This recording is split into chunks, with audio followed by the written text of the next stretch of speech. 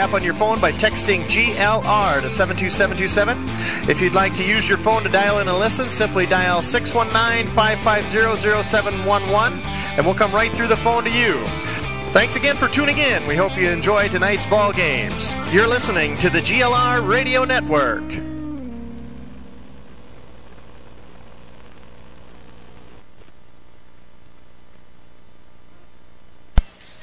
And we're live here at MOC Floyd Valley High School. Craig Johnson alongside Kenny Schilling. And Kenny, we're in for a treat tonight. I'm seeing purple and black out on the floor warming up. Lots of purple and lots of black tonight. You can look any direction. The only deviance from that is the red T-shirts that the Mustang faithful are wearing, and we're seeing a lot of red jerseys up in the pep band too. I just have a red for the Bengals. It's open for a real challenge on the part of the GLR girls tonight. We're going for a double header. Those of you just tuning in, stay with us as long as you want. We're here from now through the boys game after the girls game. So we're in for a real treat tonight. Looking forward to bringing you the live action. One of the things that we wanted to talk about before we get the game started, a little comparison chart here. You want to cover some of the averages this season to date? Sure. MOC comes in. Girls are very good this year. Come in undefeated. Their main girl is Alexis Conaway, and she's a 6-foot junior, and she is coming in averaging 12.8 points a game. A very good player, but a very how do I want to say, not an unselfish player. Very unselfish. She really likes to spread it around. And she would listen back to a team the shot herself, and that's commendable. That's exactly right. Unless they get involved in a close game, she's played varsity since she was a freshman, and she is kind of the girl that kind of takes over. If it's a tight game, she wants the ball in her hands. That's the description I got from Coach Grafing, that she's the take charge and make it happen gal for the MOC Floyd Valley Dutchman. Yeah, and on the other side of the lane, you have Emily McDonald, another junior that's also 6 foot. She comes in averaging 9.4 points a game. So they have a double threat down low, twin towers. Yeah. Now this is going to be fun to watch. Just watching the warm-ups, watching the pep band get the crowd juiced. It looks like the folks here from the MOC Floyd Valley School are great time here. And got girls in one and playing pretty decent basketball. Right now we're led by Keely Cruz. Comes in points a game. And their team ends up drawing a defensive assignment every night also. It's game average. It's been a interesting year. Each time we talk to Coach Grafing at the half of the boys game, and there's been a repeated theme now every time, and it's that first quarter coming out of the chute where we don't always get off to the start we'd like, and that's been the repeated theme so far. Let's see if the girls can switch that around a little bit tonight, get a little bit faster start to their offense, faster start to converting some of those things to points, and that'll be the interesting story going forward. We're about a minute and a half before introducing the starting lineups, so we're going to come back right after a message from Ben's Plumbing and Repair. Ben's Plumbing and Repair in Little Rock is a full-service licensed plumbing contractor.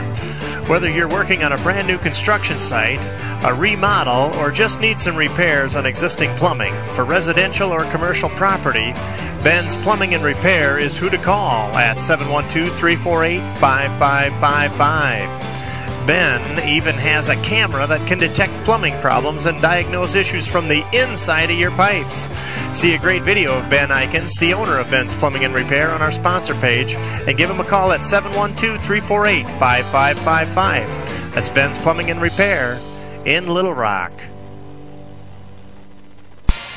We want to thank Ben's Plumbing and Repair for their sponsorship of the broadcast. Be sure to ask Ben about that camera. He can run down your pipes and check them out without having to take your whole house apart. Ben's a good guy. He's on the fire department with me in Little Rock, and I recommend him. He's a great ally to GLR basketball as well, and we want to thank him for his sponsorship here. Well, you can hear the pep band warming things up here behind us, and actually they're not behind us. The wall's behind us. Across from us. I can hear them off the wall behind us. They're sounding great tonight. So we're about to introduce the starting lineups here. I'll let the PA announcer do it, and I'll repeat it for your benefit for those of you listening in at home.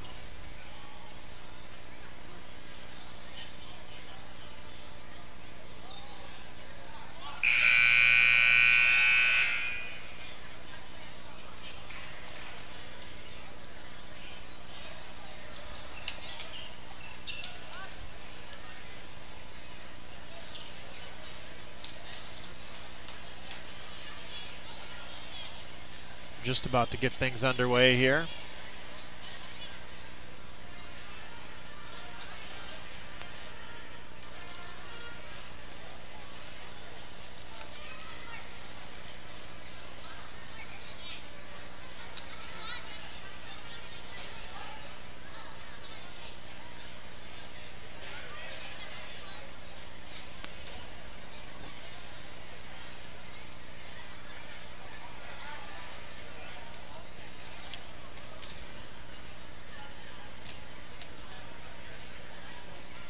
PA announcer is tapping his mic. You know the thing in the movies where they always do that and then say, "Is this thing on?"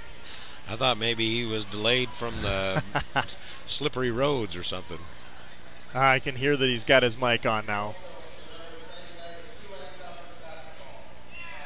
It's a Siouxland Conference matchup. Glad to bring it to you.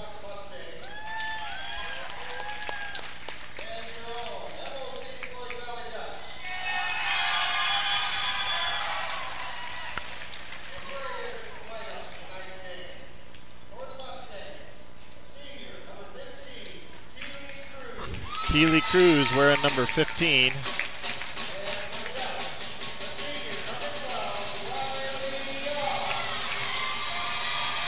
Riley Yaw wearing number 12.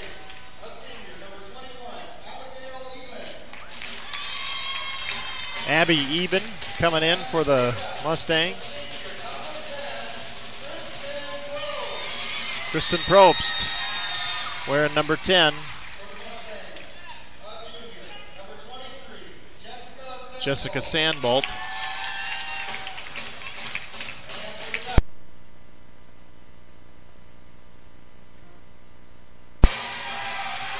Number 20, that's Alexis Conaway.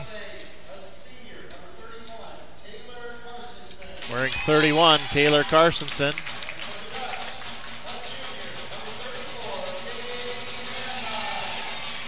Katie Landheis wearing number 34 for the Dutch. Danielle Eben sporting the number 33 tonight. And number 40, Emily McDonald for the Dutch. So we're set to get this thing underway. Mustangs are coached by Heather Grafing, head coach, and Jenna Noble and Patrice Peters, assistant coaches.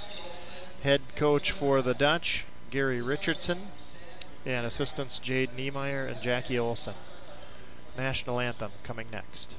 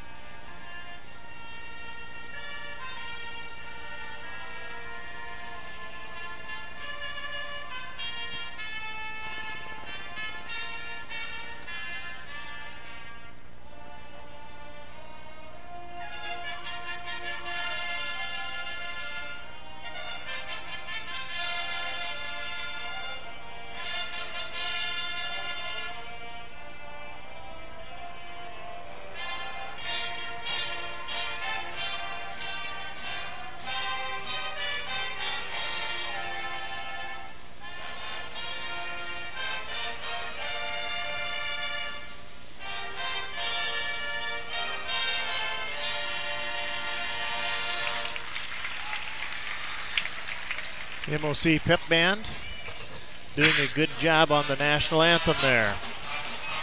We're ready to get things started. We'll be tipping things off at center court here in just moments. We're glad you've joined us here on the GLR Radio Network.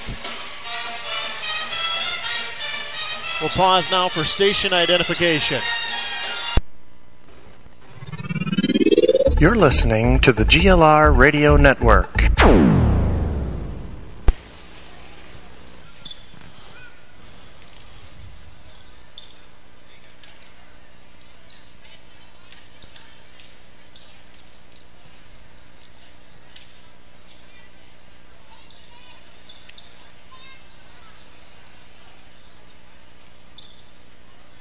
Karstensen and is that Achterhoff? Conaway tipping it off. Conaway controls the tip. There's a pass right underneath to her. Oh, a nice step back off the glass for a quick two. Conaway in the books. There's a good hustle ahead. Sandbolt was there first, and she let her counterpart for the Dutch touch it out of bounds. So Mustangs have the ball under their basket. Keely Cruz now in the left wing. Sandbolt drives to the right side to Abby Eben. Back to Sandbolt. Inside to Karstensen. Takes a three. Not quite a three. It's no good. Keely Cruz with the rebound. Abby Eben drives it in. Ball stolen away by Emily McDonald. The shot was essentially blocked, and she just kept the ball in her hand. Good move by McDonald. There's McDonald trying a turnaround jumper. She's going to be fouled by Danielle Eben. Danielle's got a foul there. Her first. And McDonald at the free throw line. First one's up and good. 7:14 left in the first period. 3-0 Dutch. Second free throw on the way, and that's also good.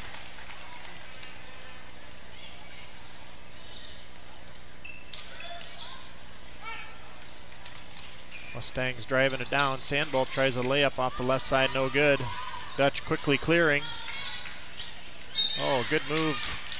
Ball swatted away there. Defensive action by the Mustangs. That was a nice press break we had just a second ago. We just didn't quite complete at the end, but that's what we need to do, is break the press all night. The Dutch inbound. Good shot by Emily McDonald. A nice 12-foot jumper. Abby Eben to Karstensen, still in the backcourt. Karstensen crosses the mid-line. Tries a bounce pass. It's stolen away. There's a pile of bodies. Danielle Eben and McDonald tied up for the possession, which favors the Mustangs.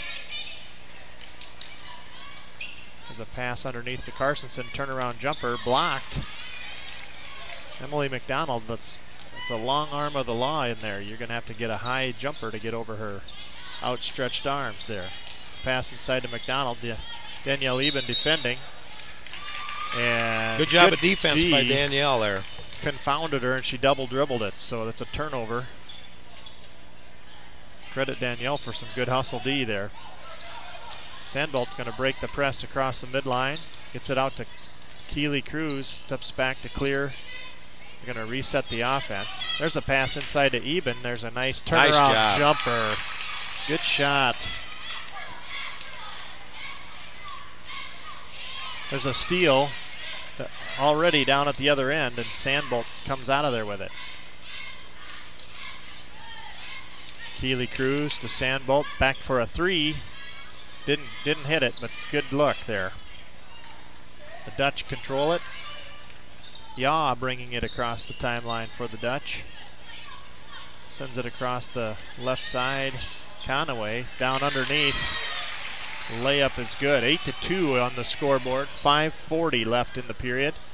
That's just a errant pass. That's off of Cruz, out of bounds. At Conaway, she's just so tall and lanky. She has such a quick first step. She has such a long stride. If she can get that first step on you, boy, you really got to run your tail off just to catch up. Yeah, and it's a very fluid motion. She doesn't look like she's fast, but she really is deceptively fast. Yeah, she's a good athlete. There's no doubt. There's a drive on the inside that's going to bounce all the way out to McDonald. Looked at a three, pulled it back, thought better of it. Here's underneath. That's Landheis underneath. Her shot's no good. Taya Graham in the ball game. Keely Cruz back to Taya. Graham tries a 12-footer. She's fouled in the process of shooting. So early on, we've got Taya Graham in the matchup. Taylor Carstensen, Danielle Eben, Keely Cruz, and Jessica Sandbolt to round out the Mustangs lineup. Graham now with a free throw up and no good. Rattles out.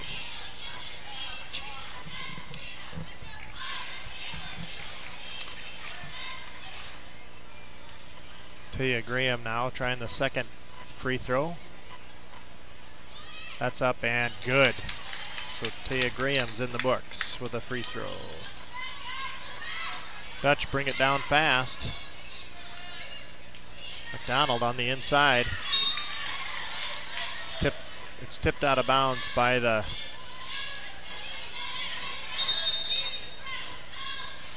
Mustangs. They're pointing MOC possession arrow, but the Mustangs went out to take it out of bounds, and the refs confer and they agreed with the Mustangs. So I like to see that. I like to see them confer and get the call right, and that's what they did there. Oh, there's a steal. That Conaway is so quick. She stole it right out of the passing lane, but Keely Cruz does the same thing. There's a nice pass to Sandbolt. Gets a nice layup. No good. Danielle Eben with a putback. Very good putback. Very good job by Danielle Eben with the rebound and the putback for two. 8-5 the score. 4:30 left in the period. There's a shot from the outside. That's Sam Wheelengay. Sorry, check that. Riley Yaw is the name. Had the number wrong there. Taya Graham drives it in and has a shot partially blocked. Gets a part of the rebound, and the other part of it went out of bounds. Danielle Eben's going to have a seat now. Mariah Terhark in for the Mustangs.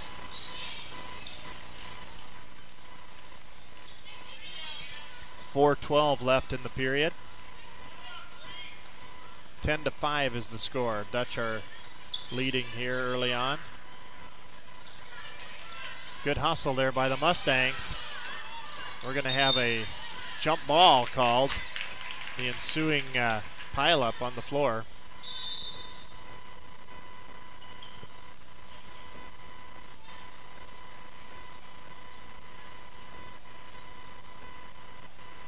So the Dutch will be bringing it in on the far sideline. They're going from left to right. Passed into the backcourt to Yaw, who brings it across. Brianna Harmelink in the game. Harmelink has it at the top of the key, tries a three, and that's good. Nothing but net there. Harmelink makes her entry into the scorebook. Sandbolt now breaking the press. Graham left side. Top of the key for Keely Cruz. Sandbolt right side. Tries a 12-footer off the glass, no good.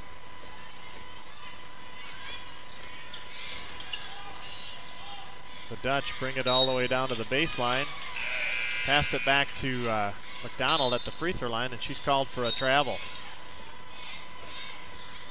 Gonna have a substitution in now. We've got Faith Vandervoort in for McDonald at this time. Taya Graham bringing the ball in on the far right side. The Mustangs shooting at the left basket for this half. Graham breaking the press. Sandbolt has it now on the right side extended. Graham at the top of the key. There's a pass inside to Terhark, and she's got a Ali Achterhoff over her back, so that's a foul there. It's Achterhoff's first foul. Mia Graham going to come in now for Taya Graham. And Danielle Eben back in for Terhark. A tough pass, well defended there by Yaw, knocked it out of bounds. Mustangs will retain possession. 3:01 left on the clock, 13-5, the Dutch leading early on. Sandbolt drives it inside. I think we're going to have a foul that's called on number 20. It's a foul on Conaway. There's a shot up. That's Carstensen, right? Yep. Hits that from 8 foot on the right side. So good shot by Taylor there. 13-7. Conaway drives in. Kind of a stutter step and waited a second and then came right through in rapid fashion. She's going to get herself to the line there.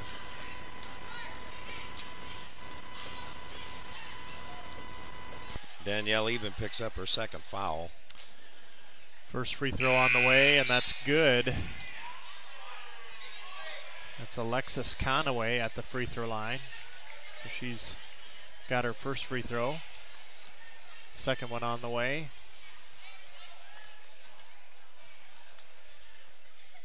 That's up and good. Mustangs making a decision to get the ball inbounds. Keely Cruz to throw it in. Carstensen's got it. Sandbolt now to break the pressure. She's across the mid stripe.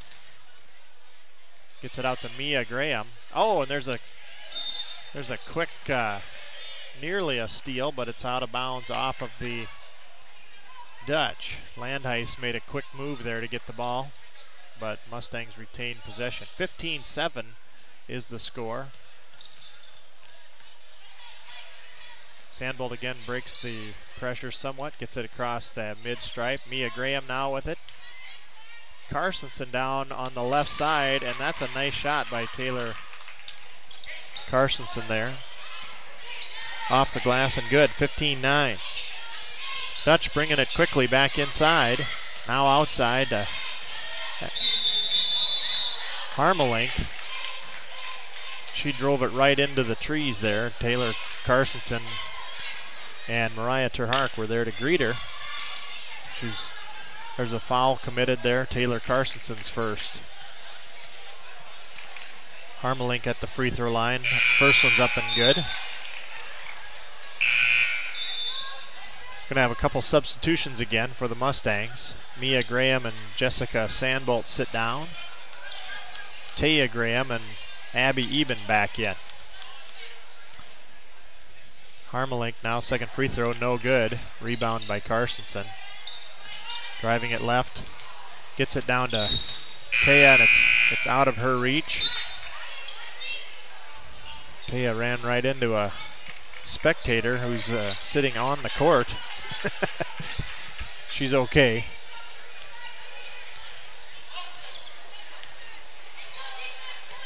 Dutch bringing their offense now, setting at the top of the key.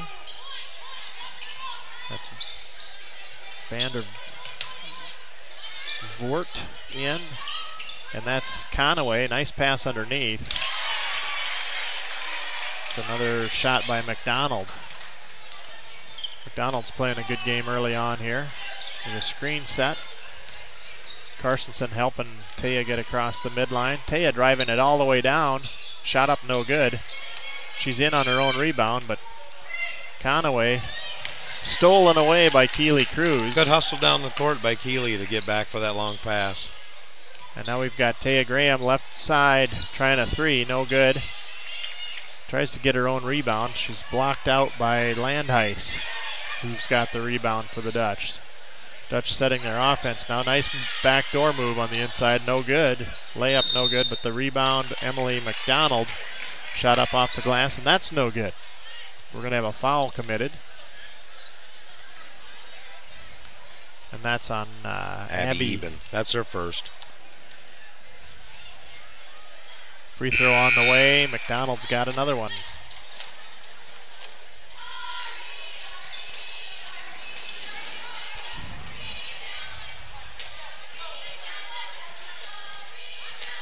Sandbolt back into the matchup. McDonald's second free throw up and good. Terhart to inbound to Keely Cruz. Keely bringing it across the timeline, breaking the pressure. The pass down to Sandbolt. 54 seconds left in the period. Mustangs looking to make something happen here. Cruz to Sandbolt. Inside to Carstensen. Turnaround jumper left side. Nice little spin move to the inside. She had a good position there. Took that ball and went left side and made 2 points. Let's see if she can get the and one here. 45 seconds left in the period.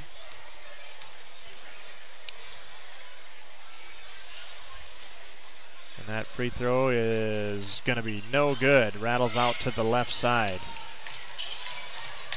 Boy, the Dutch are trying some mighty long passes there. Yeah, they like to really push the ball up the court. Good D by Carstensen. The ball came out into the hands of Sandbolt. Keely Cruz is going to have a three-pointer and hits it with 28 seconds left in the period. 20-14 now. The Dutch in the lead. That's about the first open three Keely's had. So and there's Keely with a great steal. She controls the ball, gets it out of two defenders, gets it across the timeline. Now it's going to go to right side to Sandbolt. Inside to Carstensen. That's going to be knocked out of bounds. Kind of a kicked ball there, I believe. Kristen Probst into the match for the Dutch. Knocks it out of bounds. Taya Graham's going to inbound the ball. We've got 7.3 on the clock in the first period. Let's see what there's a pass inside, stolen away by McDonald. Great defensive play, those long arms. There's another steal by Keely Cruz. So she is trading steals with the Dutch in this first quarter. Excellent defensive job by the Mustangs. That was a good quarter of play on both teams, 20-14. That's a good, typical Siouxland Conference battle. That is a great way to start out this first quarter for the Mustangs. And they hit a couple of big buckets there at the end of the quarter. Yeah, and had a couple of steals. And if we can just keep the game close, we get to the fourth quarter, anything can happen. We can get hot and, yeah, we're going to have to play good basketball to win here in Orange City, but it can definitely be done. That is a very commendable quarter for the Mustangs. We're sitting here with 20-14 on the scoreboard, and we're set to begin the second period here in just a few seconds. You're listening to GLR Radio Network. Craig Johnson alongside Kenny Schilling, and this has been a treat so far.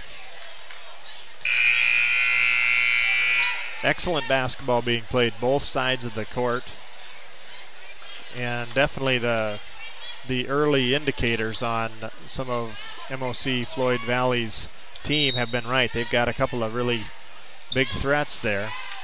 It's an inbounds pass to Sandbolt, skips it across to Taya Graham. She's got it stolen out of her hands. The Dutch resetting their offense now. 7:45 in the period. That's Riley Yaw made the steal on Taya Graham. There's a crossover move. McDonald gets her own rebound. Conaway gets the next rebound. Taya Graham makes an excellent steal. Gets it to Sandbolt, who's crossed the timeline. She's going to set it out to Keely Cruz. Cruz is going to try a long shot. No good, but Taya Graham there for the putback. Excellent job. Excellent hustle by the Mustangs. 20-16, 7:12 left in the period. Taya did a nice job hanging underneath the basket there and picked up the garbage and got 2 points.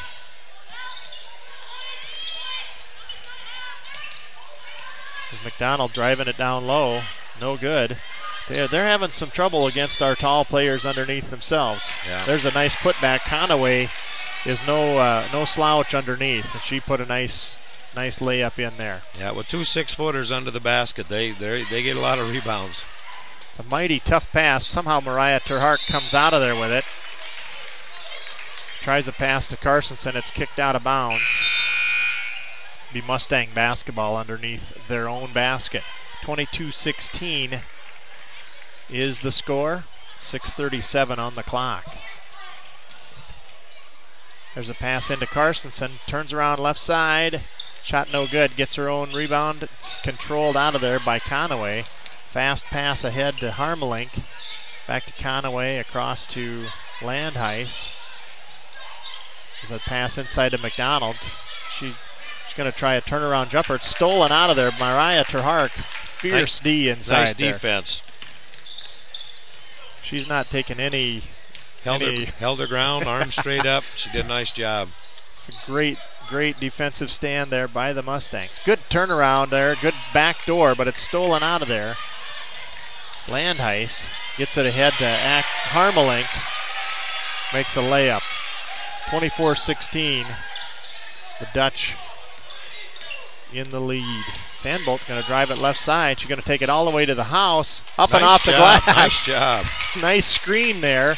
Carstensen set some space for her, and she went right around it, just the way you would draw it up. Conaway looking at a three on the left side, thinks better of it, gets it outside. There's a nice move on the inside. Pass from Yaw to McDonald. Mustangs now working on breaking that pressure. Keely Cruz gets it across the timeline. She's going to take it all the way inside. She's called for a travel. I don't know how she got that call, but it nonetheless is a turnover. 26-18, 5:10 on the clock. Dutch set to inbound the ball. The Dutch seem pretty relaxed right now. They're in their home court. They're in their own element. The big Dutchman drawing right on the middle of the court. They know where they are here. Yeah, and they always play well here on their home floor. They're working around the perimeter. Driving baseline, back outside. Here's a three-pointer. Up and no good. Oh, check that. It bounced in. How many times does it have to bounce to go in? But she got it. That's Yaw, wasn't it? Riley Yaw. Riley. Keely Cruz now getting across the timeline. There's a nice pass to Danielle Eben on the baseline. They're going to have to crisp up those passes a little, Kenny. I think they're allowing too much time to expire. Yeah, they're just kind of lollipopping them there. Now there's nice steal by Danielle Eben. Great defensive effort by the Mustangs. 29-18.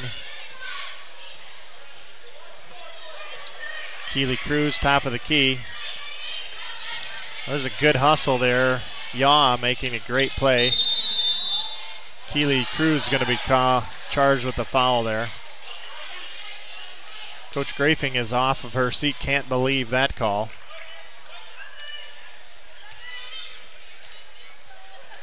The Dutch in the white with purple numbers. They're underneath their own basket now, inbounding the ball. Riley Yaw. Going to have Taya Graham come out and Abby Eben sub in for her. There's the slap. There's a flash across. The pass inbounds now to the Dutch. Inside to Conaway. Nice pass from Conaway to Achterhoff. Allie Achterhoff with an open shot under the basket. So there's a few quick points there by the Dutch. And they've created some space on the scoreboard. 31-18. We have a brief timeout. We'll be back right after a short word from our sponsors. Mustang Plumbing and Heating provides service and repair on furnaces, water heaters, air conditioning systems, and heat pumps, along with all types of plumbing. Speaking of water heaters, Brandon and his crew replaced our water heater last winter for us, and the prompt and thorough service he and his team provided was very much appreciated. And now we have a water system that provides much more hot water much longer, which is a very important thing in our family. Contact Brandon Cruz for your plumbing and heating needs. That's Mustang Plumbing and Heating, 101 Main Street in George, 475-2661. Sandbelt across the timeline. Nice. Oh, there's a Abby Eben inside the lane. Tries to make a basketball move, and she is knocked to her face there by Landheis. Good hard foul inside the paint. Abby Eben tries a lob pass way too far in, and the Dutch steal it away. Yaw now controlling the ball across the timeline. Harmelink, Landheis, Achterhoff, Conaway in for the Dutch. Achterhoff turns around, the shot rebounded by Danielle Eben. Mustang's doing a pretty good job getting the rebound if that shot isn't made. But they have just had another steal there. And that's a Riley Yaw takes it all the way to a layup. That's about the 5th or 6th turnover from the passes not being crisp. Now there's nice drive by Keely Cruz, but you get down in there in the land of the Giants, it's probably going to be swatted away, which it was. That's Achterhoff. Just took it right out of the air. Mustangs on defense now. We've played very good defense tonight. We've just had a few turnovers that have cost us. They turned those into fast break points. That's a really big step taken by Conaway. She's called that for the is travel. a big step. She did create a lot of space to get herself open, but the ref thought better of it. So Sandbolt now bringing it across the timeline for the Mustangs, setting the offense. Keely Cruz way right side, drives it around the top of the key. She's got her dribble picked up. Taya Graham, good pass down low to Taylor Carsonson, tries to turn around nice turnaround jumper, but just didn't fall. We've got a jump ball. Possession arrow will favor the Dutch. 2:02 left in the half, 33-18.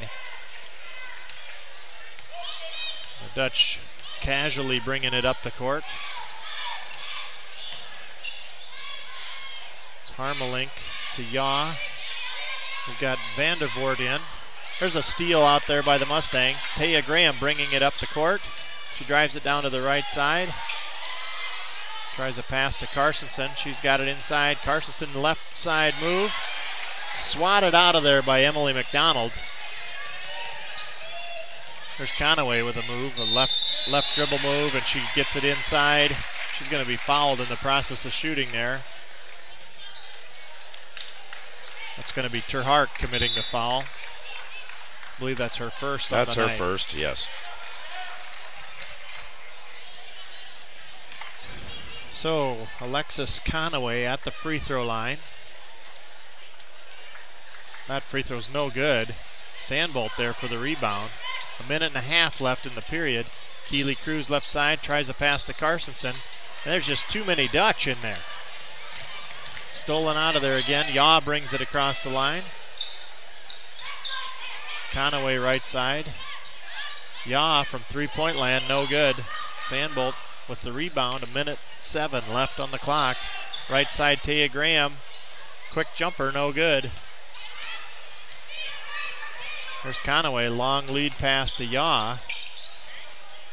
Gonna reset and run it around the right side. 48 seconds on the clock, 35-18. Looks like they might hold for the last shot here. They're just kind of throwing around the... Oh, Riley Yaw tries a three-pointer. No good, and Keely Cruz gets the rebound, brings it across the timeline. Going to drive it all the way down. I guess they weren't holding for the last shot. She tried a bounce pass to Terhart, and it was out of her reach. Sandbolt with a diving effort to save it in, but it's already out of bounds. Good hustle there by Sandbolt. Try to save that play. Dutch will bring it in with 24.7 on the clock. This time it does look like now it looks like they're slowing it down and going to hold for the last shot. There's Conaway now calling the play from the top of the key. 8 seconds left.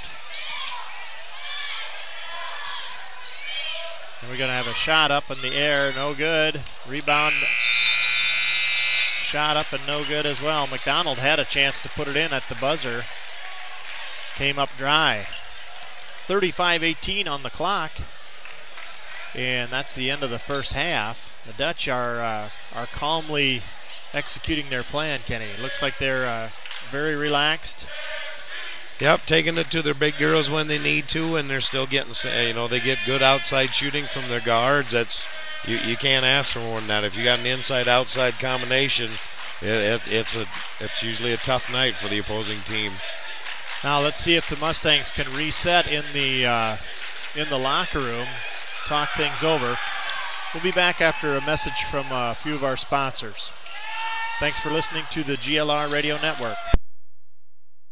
As a man of the land, you ask yourself tough questions, like, if my auger could talk, what might he say? And as a man of truth and wisdom, I can tell you that when called upon, your auger might say something like, "Gee, it sure is a nice day to move some grain there, or I'm about to shoot some grain into that bin over there."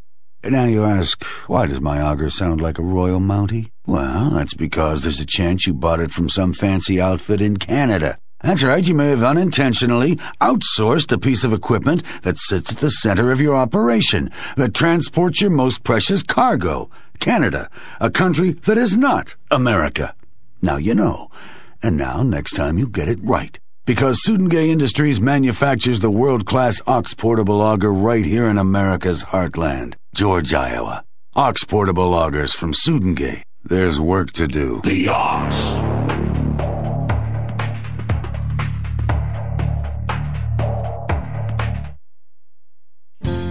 Farmers, are your 2013 profits protected from bad weather?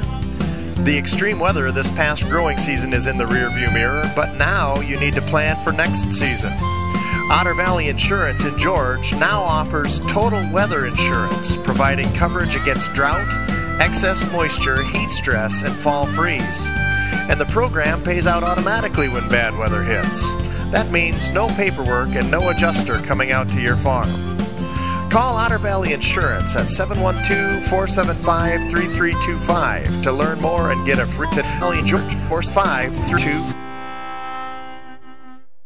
Hello basketball fans, Jim McConnell here, inviting you to dribble down to Northwest Consultants in George so we can pass along a quote to you on your insurance policies. We will screen our list of companies and then shoot you the best deal possible. We're sure you will jump for joy at the low cost and great coverage we can give you on your home, business, farm, auto, health, and life insurance. Give me or Vonda a call at 475-2610 or stop in and see us at our office in George, where you can have all your insurance policies in one basket. Go Mustangs! The Flower Box is George's floral and gift specialty store. Stop in or call for fresh cut flowers and arrangements and gift items along with friendly service. The Flower Box, 133 North Main Street in George. Call 712-475-3396. And come on down to the Corner Cup for fresh brewed coffee and daily lunch specials. Choose from any of the delicious accompaniments to your favorite coffee drinks and enjoy the friendly, cozy coffee shop atmosphere. That's the Corner Cup on 149 North Main Street in George, 475-3610. Lyon County News is George, Iowa's hometown newspaper. Each weekly edition provides local and area news, all the school news and happenings, the TV guide, classified and box ads, and the Total Stop grocery insert. And community events notification and coverage is included as well. To subscribe, advertise, or inquire, reach them at 475-3351. That's Lyon County News in George.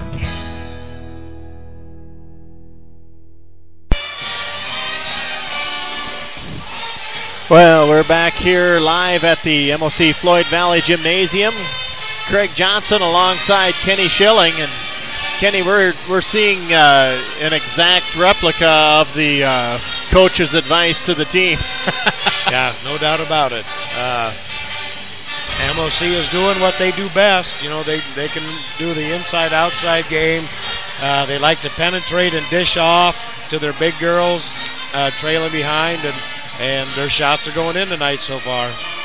They've had a little better shooting percentage, I think, fall into the basket, and that's always a big part of it. If you're taking the same amount of shots and somebody's are going in and some aren't. Right, and they have the luxury of having 2 6-foot girls down low, and we don't. So we're shooting over the top of those 6-footers, our big girls, and they have a lot easier time they get a lot better look at the basket. They have definitely fulfilled that scouting report and all the expectations there. They seem like they mix it up between man-to-man and zone on defense, and they keep things interesting from a defensive perspective. Yeah, they like to keep you guessing, and they just kind of throw a little bit of everything at you. And yeah, zone, man, and you just have to be prepared for anything when you come into this gym. They have really been playing well. Commendable 2 quarters of play from the Dutch, and nothing to sneeze at for the Mustangs. I was just going to say, we played a decent half of basketball. We had some a few good looks at the basket that the shots just didn't go in. If we'd have made 3 or 4 shots here or there, this is a 4-point ball game. So we just have to keep our heads up and keep doing what we have been, and it could be interesting yet. Yeah. Well, we've seen it already where the first half was a different tale than the second half, and so you're going to have to see if the coaching staff and the team can make some adjustments in that halftime huddle there. Yep. I would like to see us take the ball inside just a little more and put a little pressure on those 2 big girls, and maybe get a couple fouls on them and see what happens. Yep. Well, we'll be back right after a message from our sponsors here. Wondering where you'll find cash for holiday gifts? Bank locally and shop locally with help from Frontier Bank and Holiday Bucks. Apply today for your no-interest loan, then purchase your holiday gifts. Get a new washer and dryer, replace old tires on your vehicle, purchase gas cards, or pay off your doctor or dentist bills. Use your Holiday Bucks at any participating merchant in George, Little Rock, and Rock Rapids. See a loan officer for more details on a no-interest Holiday Bucks loan. One more way Frontier Bank and you help the community prosper. Member FDIC, Equal Housing Lender.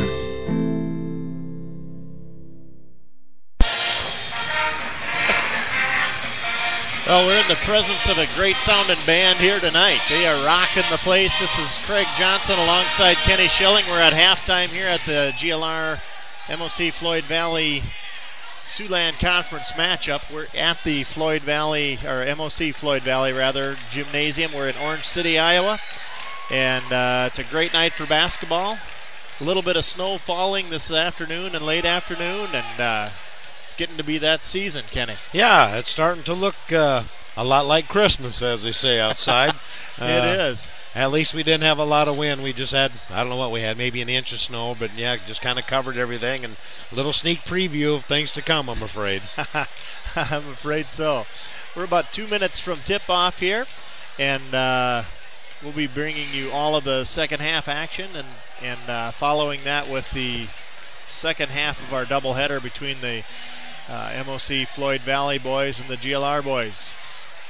So we are looking for some adjustments here in the half. That's the case in any basketball game. I'm sure that when everything's going right, the halftime talk is, let's keep doing what we're doing. Right. It's not as hostile as if you're really getting if you get another foul, girls, that really makes a difference for both sides of the ball for them. Yeah, and I'm gonna guess that some of the advice in the halftime locker room was, we got to put some crisper on those passes. There's got to be a lot more heat on some of those because they're just a little sloppy at times and lackadaisical. I mean, you just need sharp passes and sharp cuts on your picks, and good things will happen. Yeah, if a pass is easy to steal, these Dutch are going to take it right out of the air. Yeah, they're quick. There's no doubt about it. And like you said, with them 2 6-footers, they can cover so much ground in one step. So now the Mustangs have played a tremendous defensive half. Holding the Dutch to only 35 points is no slouch of a feat in itself. That's for sure. Like I said, it's been a good ball game, and if we can correct just a few things, we'll be right in this at the end. Well, we're about 12 seconds from that buzzer that happens right before they kick off the second half action here. So we'll pause just briefly for station identification, and we'll be right back. You're listening to the GLR Radio Network.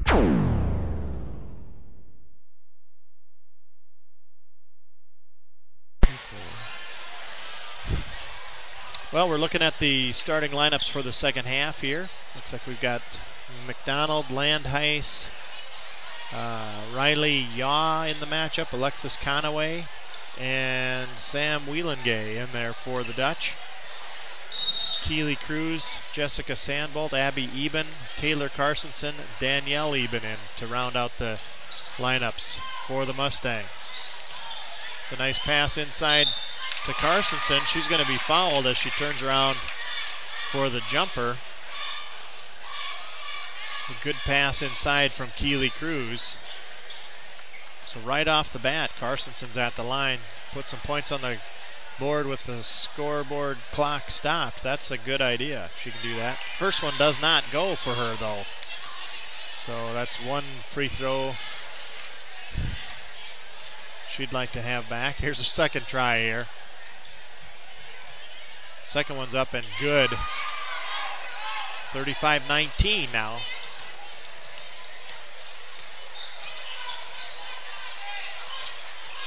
There's a pass inside to McDonald, outside. Conaway drives it to 12-foot range. That's Riley from the right side. It's about an 18-footer, I'd say, just a little inside the arc.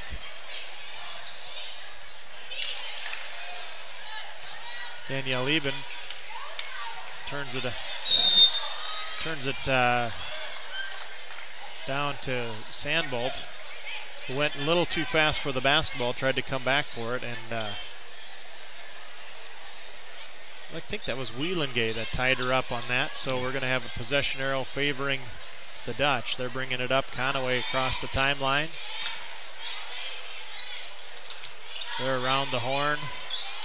To the left side, top of the key. So drive inside. Nice pass to McDonald.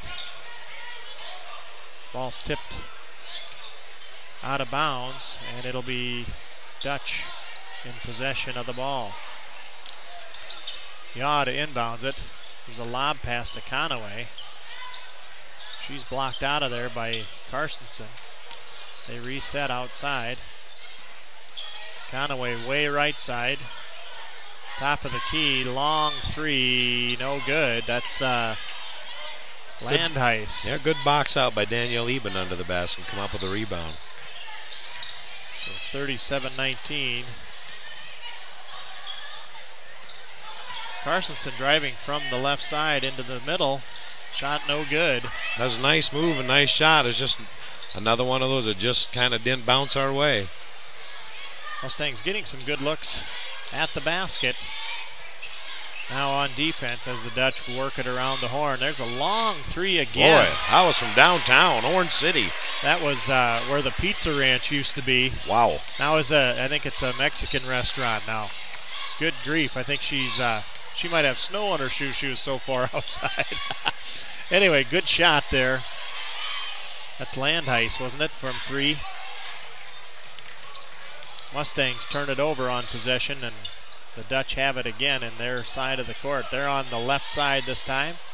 Good defense by Danielle Eben to force that shot to no go. Mustangs pass in the direction of Jessica Sandbolt. Right side, up and one. The Dutch setting the offense now. Oh, there's a pass inside, stolen away. Keely Cruz going to be called for a reach foul. Call for a reach. That's her second. You can sense that she's with that, but I think it's more about where the score is than that particular foul. It was just good defense on her part. Taya Graham into the matchup now. It's a good pass underneath by the Dutch.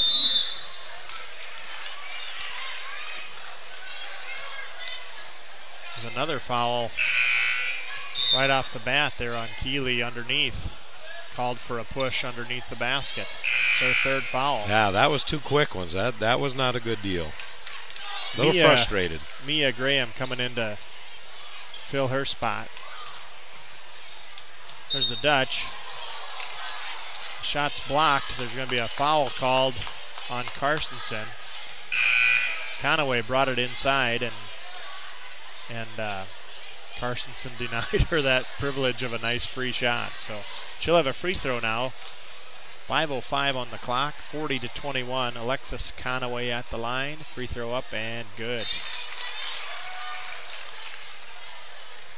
Sandbolt into the lineup now for Abby Eben. Abby Eben going to get a little medical attention. Looks like she's got maybe a little bit of a floor burn or something there from hustling on D. Coaching staff has that well at hand. Mustangs bringing it across the timeline now. Sandbolt, dribbled it off her foot. We're going to have a jump ball called because Riley Yaw was right there. As soon as the ball was out of her dribble spot, she was right there. Mustangs retain on the possession arrow. Taya Graham, Sandbolt, top of the key. Tries a pass to Carstensen, gets it stolen out of there. There's a quick pass ahead. Good defense by Mia Graham. Good hustle down the court to break that up. That was a for sure easy layup otherwise. That was Brianna. Now, forgive me, is it Schudeman? Yeah, or Scheidemann. Scheidemann wearing number 44. She was ahead of Mia, and Mia made a great hustle play to get down there and take that away. The ensuing possession there, the Dutch did not score.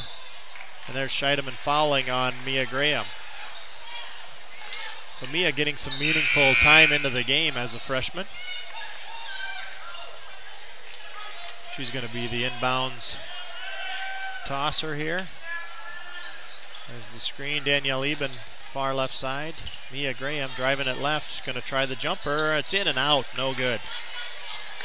4:22 on the clock. Harmelink now working off of the pressure. Mia Graham defending her, hounding her on defense. Here's a nice long shot outside Conaway. No good. Controlled by Sandbolt. Right in the paint there. Good rebound. 42-21. Not a whole lot of scoring lately. Mustangs looking to change that. Coach Grafing's going to call a timeout to talk things over. It's a 30-second timeout. We'll be back right after a short message from our sponsors. Dykstra Chiropractic in George provides chiropractic services to relieve pain and stress and to help people live a happy, healthy life. Dr. Krista Dykstra works with children and adults to do chiropractic adjustments and uses a painless activator method in ultrasound. Her office hours are Monday, Wednesday, and Friday, 8:30 to 5, and Tuesday afternoons along with Thursday mornings. Call for an appointment or information at 712-475-3990. Learn the power of prevention and make great health a cinch. Visit Dykstra Chiropractic on North Main Street in George, 475-3990. Dykstra Chiropractic, a proud sponsor of the GLR Radio Network, hoping she can give an adjustment here to the Mustang scoring. That was a little pun there. I hope the audience got that. But the Mustangs looking to make some adjustments. They're going to try a pass inside. Sandbolt's going to be fouled by Harmelink. 3 team fouls on each side of the court right now. Taya Graham going to inbound the ball. Gets it to Mariah Terhark, who's back in the matchup. Danielle Eben. Sandbolt tries a lob pass. Terhark, she's there for it, but she's defended by Riley Yaw. Ball out of bounds. Mustangs retain possession. Terhark now to inbounds. Gets it to Danielle Eben. Tries it back to her. Not a crisp enough pass and stolen out of there by Conaway. She's going to drive it all the way down. Shot up off the glass, no good. Gets her own rebound. She's going to reset.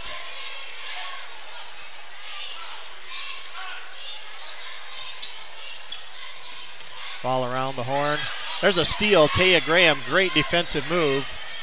And her layup is good. So they're breaking the ice there finally. 42-23. Great job by Taya Graham to steal that ball and convert for a layup. Dutch are resetting on offense now. Oh, and we're going to have a travel call. Nice defense again by Danielle Eben on Conway.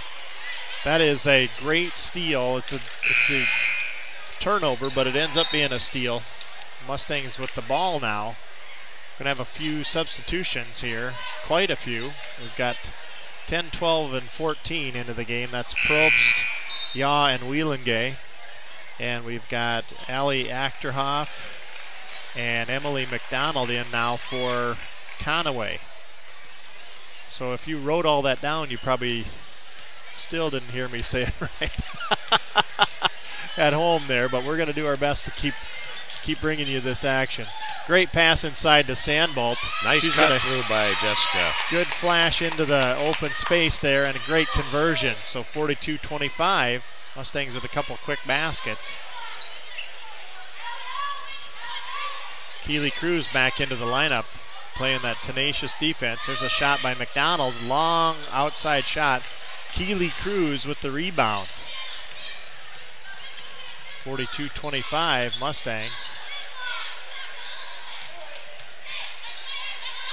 There's a good pass by Sandbolt, a good bounce pass inside the lane. Going to try the jumper, no good.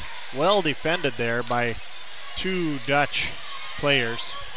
Tough shot, and it did not fall. That was down in the land of the Giants again. It's a tough place to be. McDonald tried a shot, that was no good. Rebounded by the Dutch. Here's a long three from the other side. No good. That was Probst that tried it.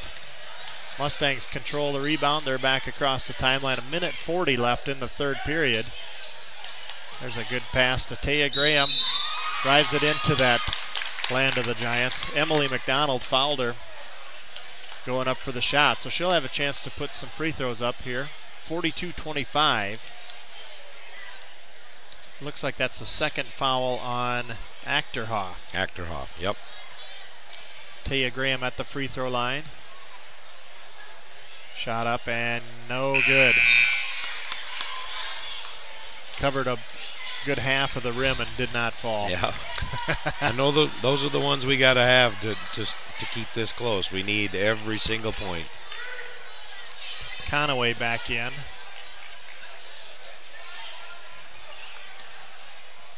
As is Landheis and Harmelink. McDonald and Probst for the Dutch. Rebound controlled by the Dutch. They're bringing it up with 1:28 left in the period. Left side, that's Harmelink. McDonald top of the key. Landheis. Conaway back around the horn. Top of the key to McDonald. Oh, there's a baseline pass attempted by Landheis. It's out of bounds off of the Dutch. Another good defensive stand there by the Mustangs. If they can convert some of these possessions now, they'll be making some progress here. Yeah, our defense has been really solid tonight. It's just we just haven't been able to get some of these shots to fall. There's Danielle Eben with a turnaround jumper, no good. Another Rebound one controlled. Bounced off the rim twice and just not falling our way right now. I think they're going to have to resort to the old-fashioned two-handed dunk if they want some of these to go. There's a good play inside. Defended well. Danielle Eben comes out of there with the ball. We're going to have a offensive foul called. That's against Landheis, going for that rebound. So Mustangs now Abby Eben inbounding to Sandbolt. Keely Cruz with a screen, giving Sandbolt some space. Abby Eben now left side. The pass inside to Keely. Back to Abby Eben. There's a pass to Carstensen. Great catch, but turns around and she's blocked by Conaway. Unbelievable. Oh, what a defensive play by Keely Cruz. Great stop on D, but the the follow there by Harmelink, and she's fouled. So she made a shot and is fouled. 9.4 on the clock. It's a great hustle and great stay with it offense there by the Dutch. So Harmelink will be at the free throw line. Foul was on Mariah Tahark. That's her second. And Harmelink gets that shot to fall. We've got a buzzer for a substitution. The last 9 seconds are going to put Mia Terhark in for Sandbolt.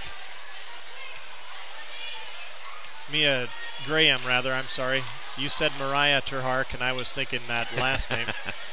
Here's Keeley across the timeline, drives it all the way down. She's going to be called for a double dribble.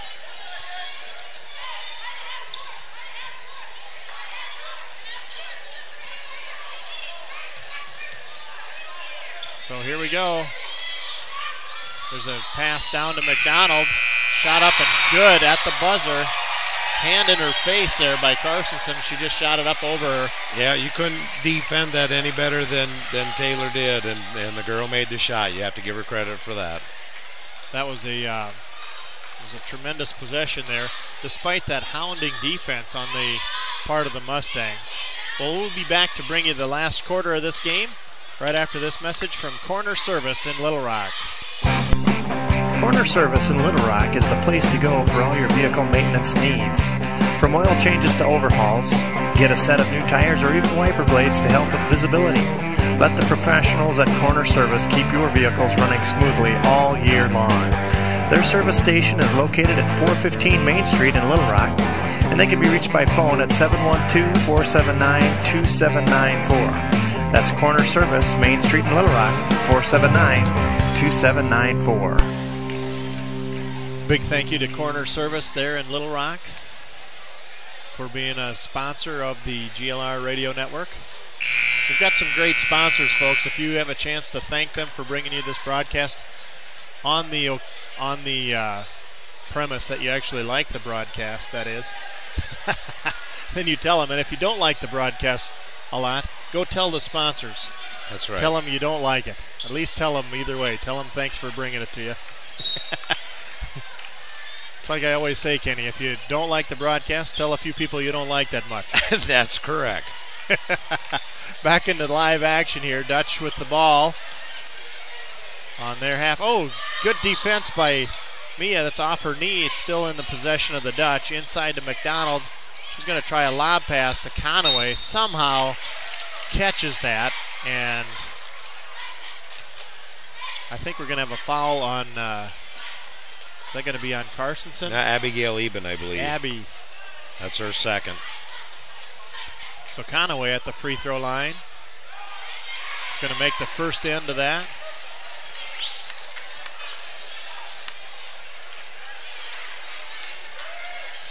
They have a really nice scoreboard here in the gym. Second free throw on the way. You can kind of see the players that are in and what their percentages are and their points and all of that kind of stuff. It's pretty nice. Beautiful facility here in the Siouxland Conference. Keeley Cruz breaking the pressure. Takes it to the right side.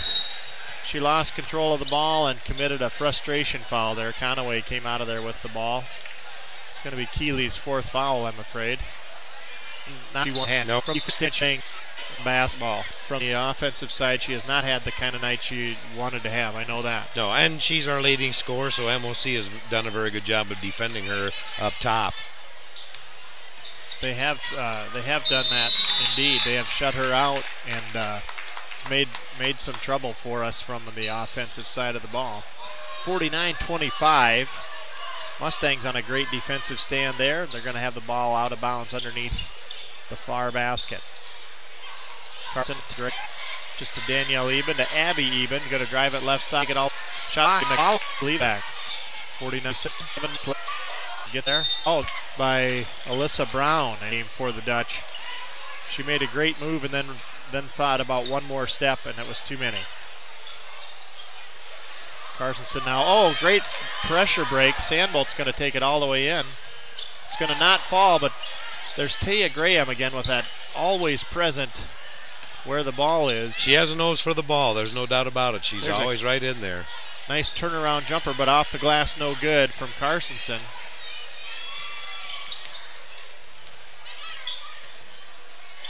Around the horn now, down inside to McDonald. That's out of bounds off Danielle Eben. A great defensive play there. She's played a whale of a defensive game tonight. Absolutely. All of the Mustang girls have a lot to hold their head up about on the defensive side of the ball. They played a great ball game tonight. Long pass into Conaway rather. We've got Alyssa Brown into the matchup. We've got Riley Yaw now with the ball at the top of the key. There's Conaway, 14 foot. Probably more like who's stepped behind the front, I guess. Made that jumper. Made it look easy, in fact. Here's Danielle down on the ball block. Dutch are going to call session. Riley Yaw uses the referee for a pick there. It's always dribbles right around him. Always handy to have an extra player there to run a screen off of. McDonald trying a shot inside. Danielle Eben's going to be charged with a foul there. And that is much to the chagrin of the Mustang faithful here. They can't believe it, but nonetheless, it's in the books as a foul. That's her third foul. And then she's done a good job because she picked up 2 fouls early in this game, and that's her sin. Another only 6-team foul. We're going to have a timeout call. Richardson for just a third time. We're just going to keep it here. But you know, we made a couple shots and here. To put aboard the now is a pure shot. Keely Cruz from 3-point land, and that is good. We've got Riley Yaw at the free throw line. She to try that good. Tied up by Martin. No, Taylor Karsten. Here's the inman trying to grill. Member FDIC.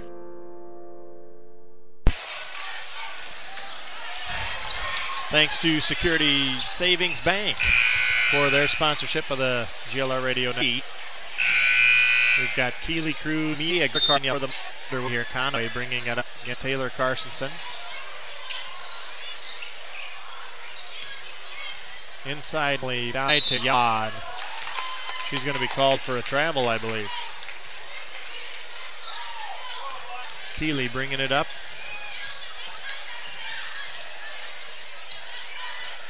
Mia inside to Danielle Eben. Good catch by Eben. Turns around and converts. That's a great catch in any sport, but that was a tough pass, and she brought it down handily and scored. 58-35. Taya on defense just confounding the Dutch, and she comes out of there with a steal. 2:49 on the clock. To Mia to the left side. Inside to Danielle Eben, turnaround jumper, and that's no good. Tipped out of there by Carstensen. Number 14, Wielandgay comes out of there with it for the Dutch. Gets it over to Landheis, who tries a 3, no good. Keely Cruz now bringing it across the timeline. She's going to set it to Taya. Taya's going to try it inside to Carstensen. Boy, there's just so many hands around. Yeah, they're really aggressive. They almost don't even dare catch the ball because there's somebody going to have a hand on it. There's a 3 from Wielandgay from the far right side there. 61-35. There's not a single girl on MOC's team that's afraid to put up a 3-pointer either. There's Keely going to try a long 2. Oh, we've got a whistle blown here. Taylor's down clutching her knee.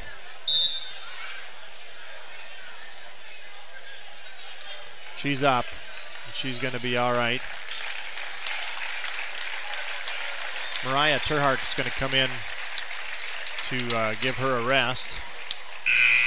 Sandbolt back into the matchup. Abby Eben going to replace Keely Cruz as well.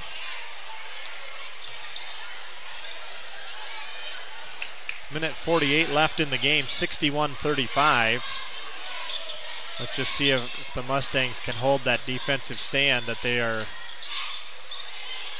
becoming famous for in this conference. There's a great job by Sandbolt to create a turnover, and quite an amazing move there. Is that Rachel Reintz that's in it? Yep. That she went all the way somersaulting over backwards. Slow motion. It wasn't as a result of contact or anything. There's a nice play inside. Number 30, Alyssa Brown with a layup off the inbounds pass. Oh, that's a great pass inside. Sandbolt to Terhark. Great backdoor pass, 63-37. The Dutch setting the offense. 1:09 left in the ball game. Ball's on the ground, tipped out of there. Terhark's got it to Sandbolt. Sandbolt, she's fouled from behind. I think that was Faith Vandervoort is going to be flagged for that, if I'm correct. Alyssa Brown. They checked that. They called it on Alyssa Brown.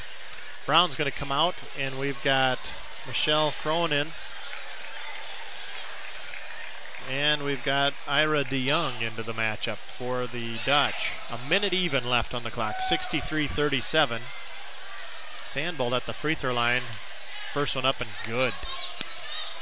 63-38.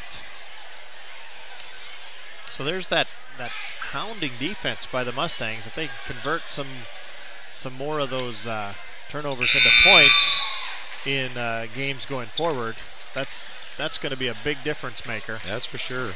You know, holding MOC to 63, there is a minute left, but 63 points, that's a fairly good night defensively. I think that's going to get... With all the 6-footers they have and the 3-point shooters. And now Madison Henning jets into the passing lane, steals it out of there. Great job by Madison. Driving it all the way down to the baseline. It's tipped out of her hands at that point. 50 seconds left on the clock. Mia to inbounds, gets it into Terhark, gets it back from Terhark. Inside to Danielle Eben, tipped out to Madison Henning, and Henning I think is going to be fouled. That's just tenacious defensive play by the Dutch there. With 40 seconds left in this much lead, they are just playing disciplined basketball. They're just playing good fundamental defense there. Sandbolt going to take a seat. Mia Graham back into the matchup for the Mustangs. Clock is stopped at 42.3. Madison Henning, first free throw no good. Long pass ahead. Off of her knee, it goes into the hands of 44 to Brianna Scheidemann. Makes a 2-pointer. Pass down low to Danielle Eben. Madison Henning inside. There's a good shot from 12 foot, Madison Henning. Oh, and we've got a great defensive hustle again. I can't say enough about this Taya Graham. Taya, she is so fast. She has such quick hands. She got into the passing lane, and the Dutch player was going to just toss it in and step, and she couldn't toss it in and stepped anyway, and so stepped on the line. It's a turnover. So, again, that turnover stat's going to be awesome for the Mustangs.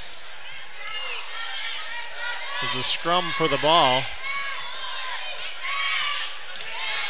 There's 2 seconds left.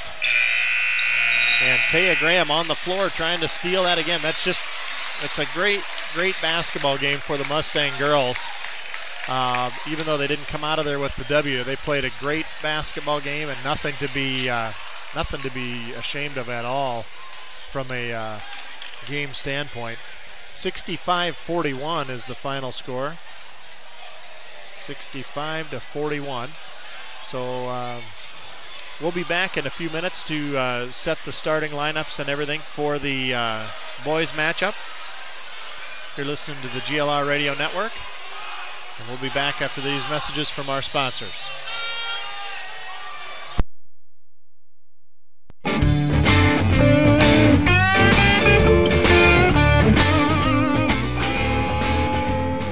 Are you looking for more protection against bad weather hitting your crops than federal crop insurance alone can provide? Otter Valley Insurance now offers total weather insurance, providing supplemental coverage against drought, excess moisture, heat stress, and fall freeze. And the program pays out automatically when bad weather hits. That means no paperwork and no adjuster coming out to your farm. Call Otter Valley Insurance at 712-475-3325 to learn more and get a free quote today. That's Otter Valley Insurance at 712-475-3325. Otter Valley Insurance and Real Estate in George.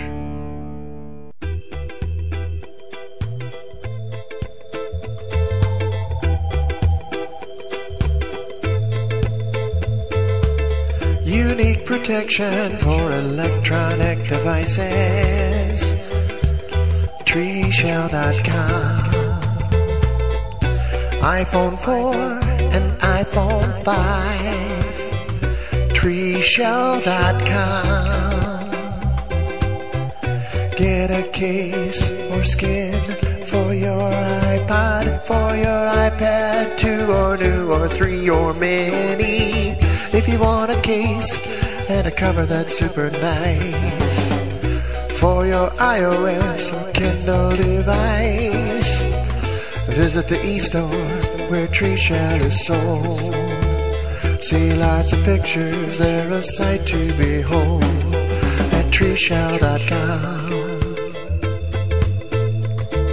TreeShell.com. See lots of pictures, they're a sight to behold at TreeShell.com. TreeShell.com.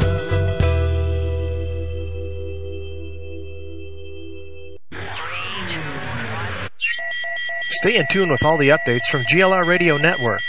Simply text GLR to 72727. Receive our free smartphone app and so much more. Again, text GLR to 72727.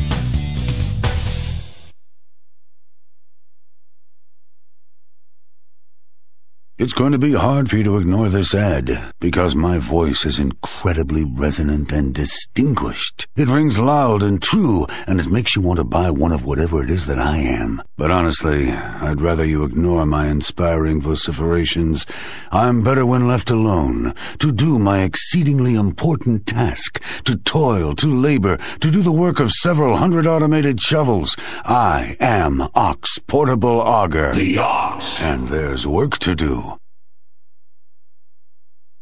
Hello basketball fans, Jim McConnell here, inviting you to dribble down to Northwest Consultants in George so we can pass along a quote to you on your insurance policies. We will screen our list of companies and then shoot you the best deal possible. We're sure you will jump for joy at the low cost and great coverage we can give you on your home, business, farm, auto, health, and life insurance. Give me or Vonda a call at 475-2610 or stop in and see us at our office in George, where you can have all your insurance policies in one basket. Go Mustangs!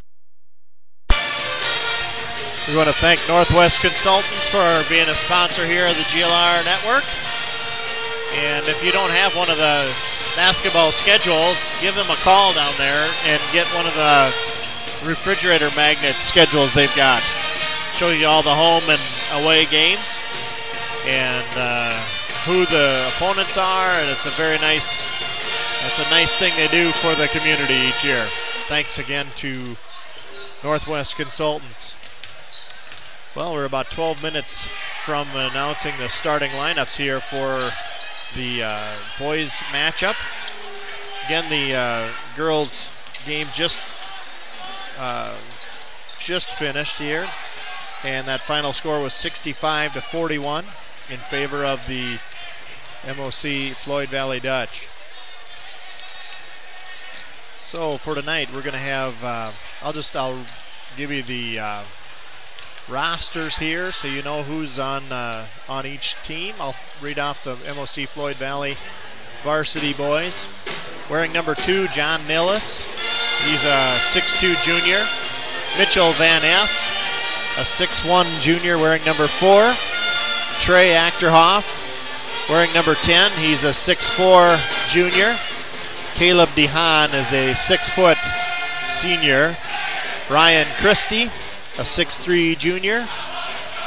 Keegan Mulder, a 6-foot senior.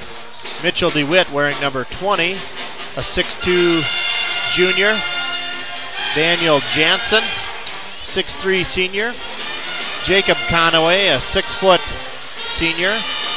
Matt Roger is a 6'1 senior wearing number 32. David DeHaan, a 6'6" junior wearing number 40. And wearing number 42 to round out the lineup there, Justin Van Kalsbeek, a 6'1" junior. The Dutch are coached by head coach Lauren de Jong and assistant coached by Mike Mulder and Brady Baker. We're about 10 minutes from the opening ceremonies here, the starting lineups and everything else. We'll be back after a couple messages here from our sponsors. You're listening to the GLR Radio Network.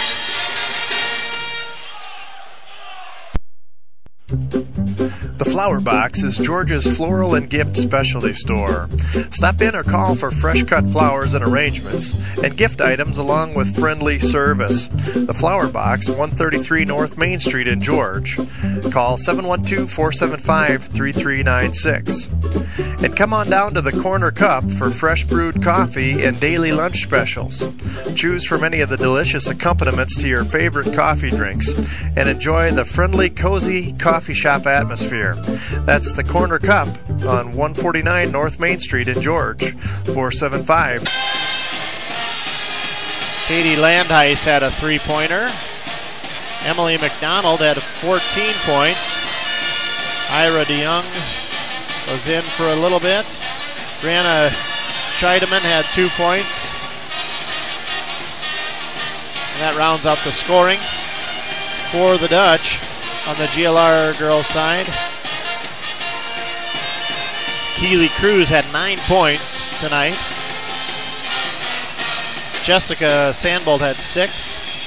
Taya Graham had 5. Taylor Carsonson with 11. Danielle Eben with 6. Madison Henning in the books with 2. Mariah Terhark with 2 points. And that rounds up the scoring for the Mustangs. A lot of good minutes played there by Mariah Terhark and Mia Graham, 2 of the freshmen that are suited up for varsity. We've been talking about them quite a bit. Kind of stretching, doing shoulder stretches, and they must be getting ready to go out and shoot at some deer tomorrow or something. There's orange and camouflage. There's a whole section of them. And we're doing our best to bring you all of the live action. That's part of the atmosphere here. It's a festive atmosphere, a festive mood, and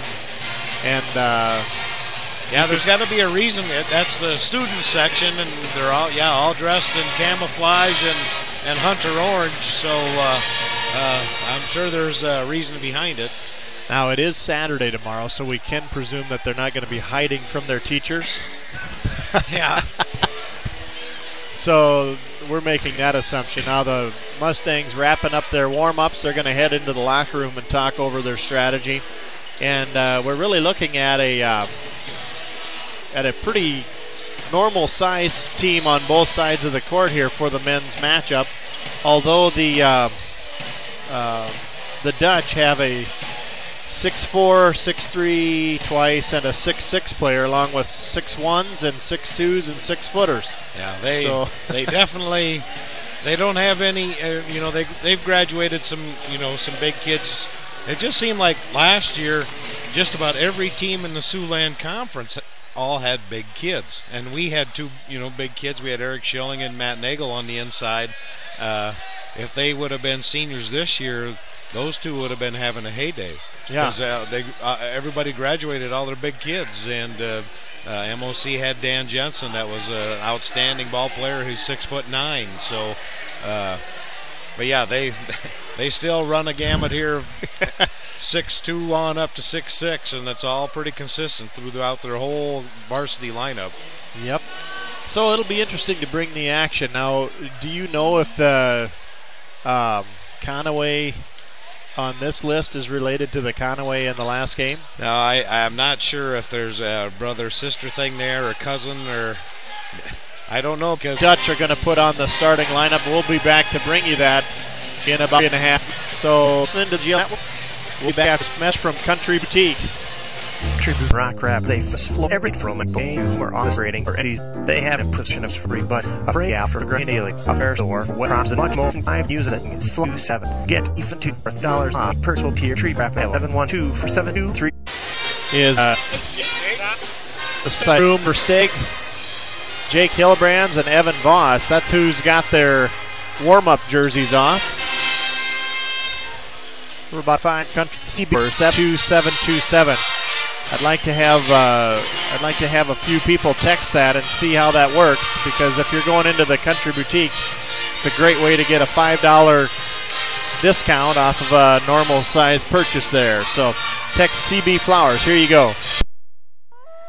Sounds mighty loony to me, but I got a great $5 coupon just by texting CB Flowers to 72727.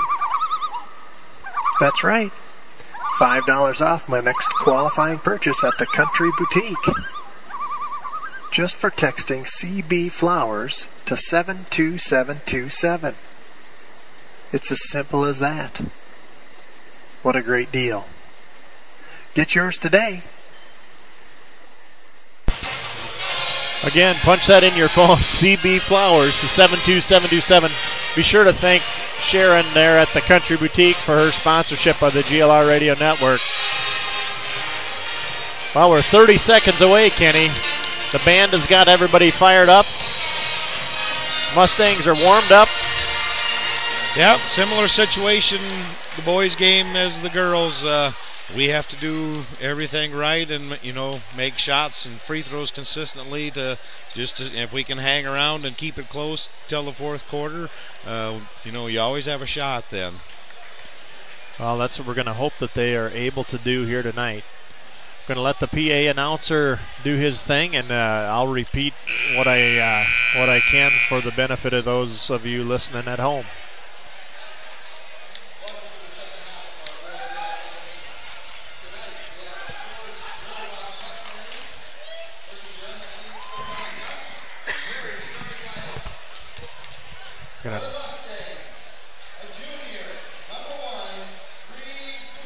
Reed Goosey going to start out for the Mustangs, wearing number 1. Senior number 10, Trey Achterhoff, going to be his counterpart. Jake Hillebrands, wearing number 5. He's a sophomore, 6'1".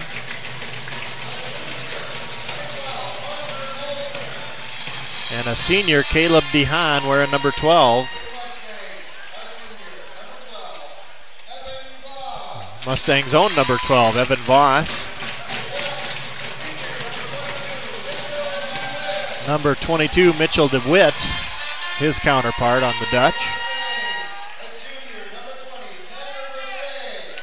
Tanner Versteeg wearing number 20 for the Mustangs. David DeHaan for the Dutchman. Jordan Cruz,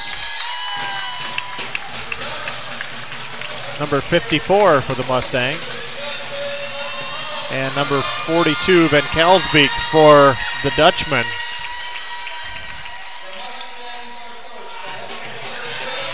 Mustangs are coached by head coach Kurt Schilling and assisted by Brian Leuenberger.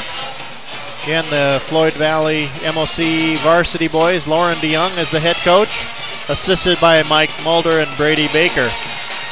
So we're just set to get underway here. Any last thoughts before we get underway, Kenny?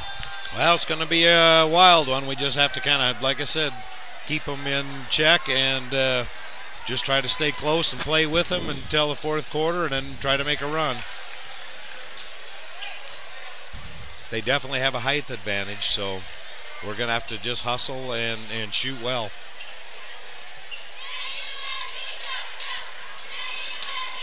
Well, here we go.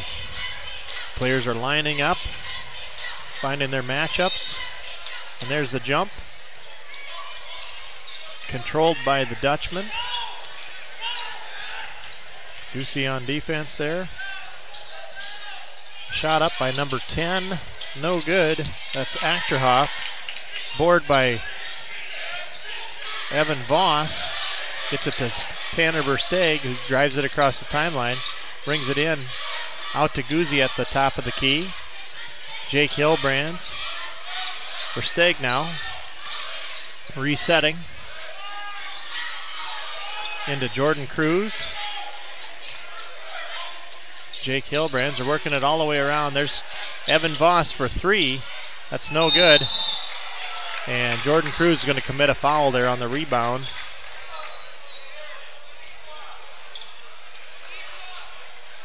Achterhoff came down with it, and Jordan kind of clipped him across the arm there. First foul on Jordan Cruz. 7:15 left, no score yet in the ball game. Behan bringing it across the timeline. Gets it to Van Kalsbeek. He's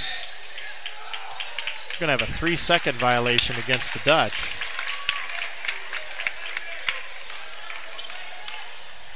So Mustangs will have possession of the ball. 7:06 on the clock. Versteeg bringing it across for the Mustangs. Gets it to Voss. Tries a pass to Hilbrands, just out of his reach. Just too much pass for the situation there. Dutchman now bringing the ball in. Minute and 10 seconds gone in the matchup.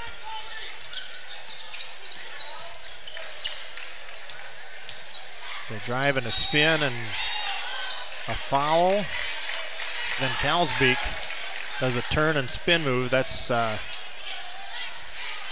foul is going to be called on Evan Voss. Evan Voss. It's his first foul. So Van Kalsbeek at the line here. Free throw rattles out. No good.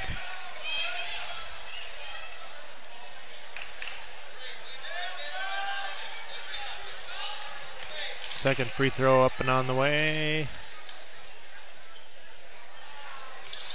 Rattles out. No good. Jake Hilbrands there with the rebound. They're scoreless here at 6:39 left in the first period. Need to work something here and get some points on the board. There's a jumper. Versteeg hits it from 15 foot. Nice pull-up jumper there. Got himself free. Oh, there's a nice move on the inside. Shot no good. That was David Behan. Evan Voss comes out of there with the rebound. Gets it across the timeline for the Mustangs. It's tipped out of bounds by the Dutchman. Mustangs will retain possession. We've got a scrum in the middle of the court. Somehow the Dutchmen come out of there with it. Behan makes a layup. So Versteeg passes it in to Guzzi, gets it back to take it across the timeline. We're tied at 2, 6 minutes left. Evan Voss, nice pass underneath to Jake Hilbrands. Goes up over top and scores. Good move by Hilbrands there.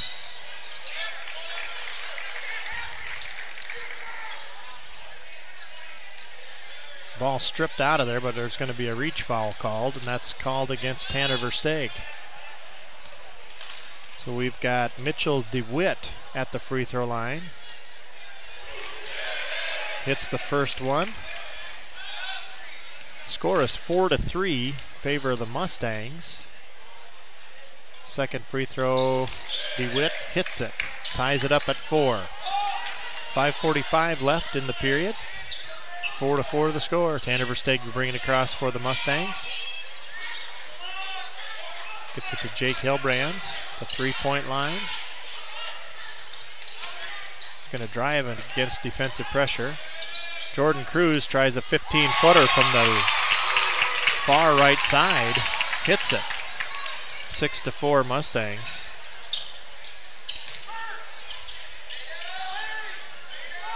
Passing around the horn here. There's a nice pass inside to Van Kalsbeek, who hits the turnaround jumper off the glass. Jordan Cruz is going to be called for the foul. That's his second foul.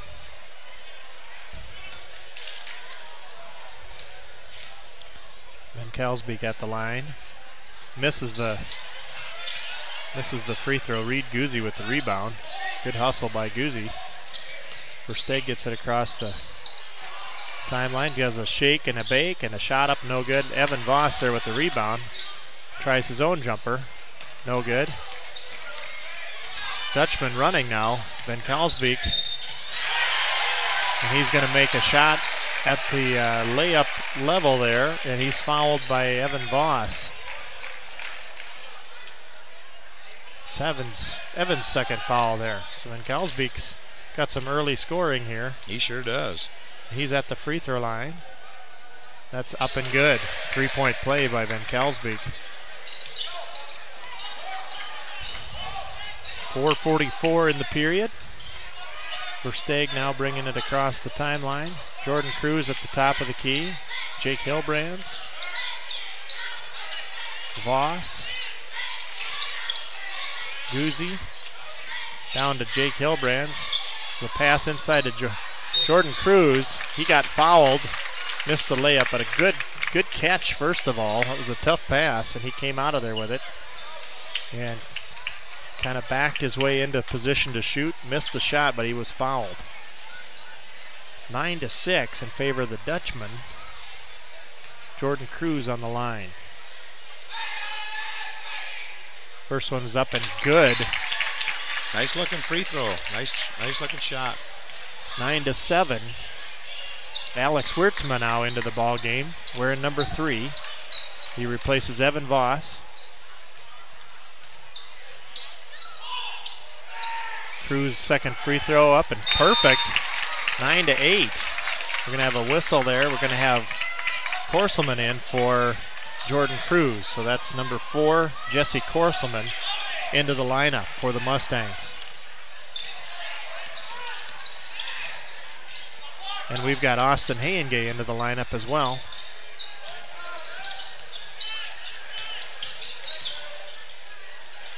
Oh, nice move inside. That's Caleb DeHaan. Got all the way to the baseline there and laid it up left-handed. So it's 11-8, Dutchman. Tanner Versteeg now running the offense. This is where we just need to play solid ball and get a good look and get a shot here and just keep it within a point or two. Versteeg driving left and then back right. Jesse Korselman. Hayengay now with the ball. MOC's playing really, really tight defense.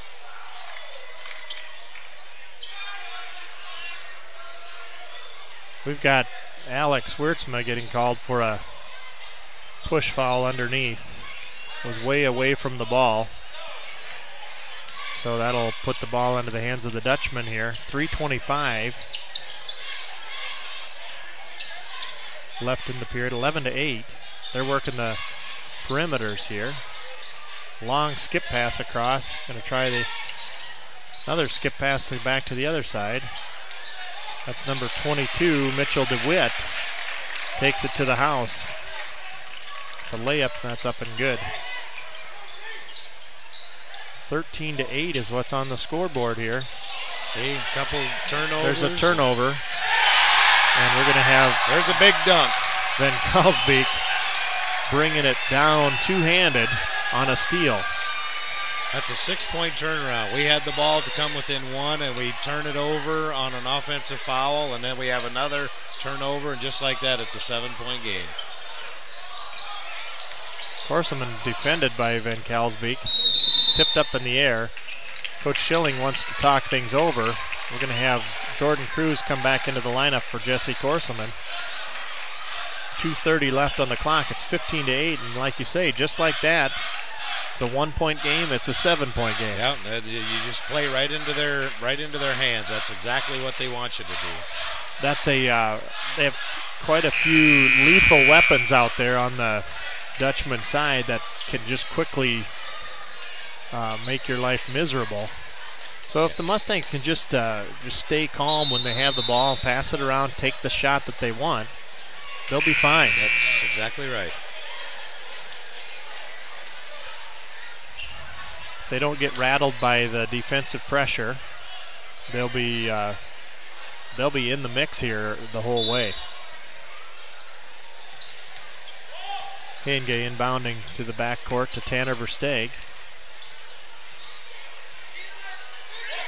Jake Hilbrands on the right side. Inside to Hayengay. Turn around out to Cruz.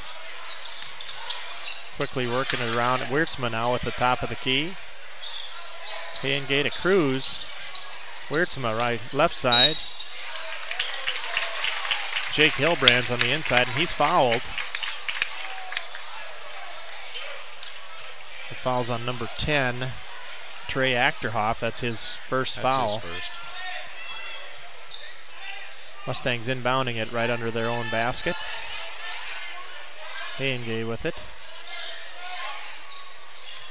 Gets it to Tanner Versteeg. Back to Hayengay. Works it around the right side to Jake Hilbrands. Long skip pass to Tanner. Oh, and it's tipped out of there. Good hustle. Tremendous hustle there by DeHaan. Somehow came out of there, saved that ball to his teammate, and then he got a nice pass underneath. There's another conversion there. That was just that. We just got out hustled on that play, no doubt about it.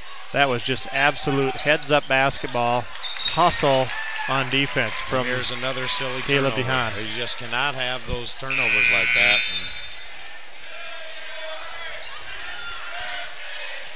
That's another. That was just a pass that was just errant, just out of reach of the Mustangs.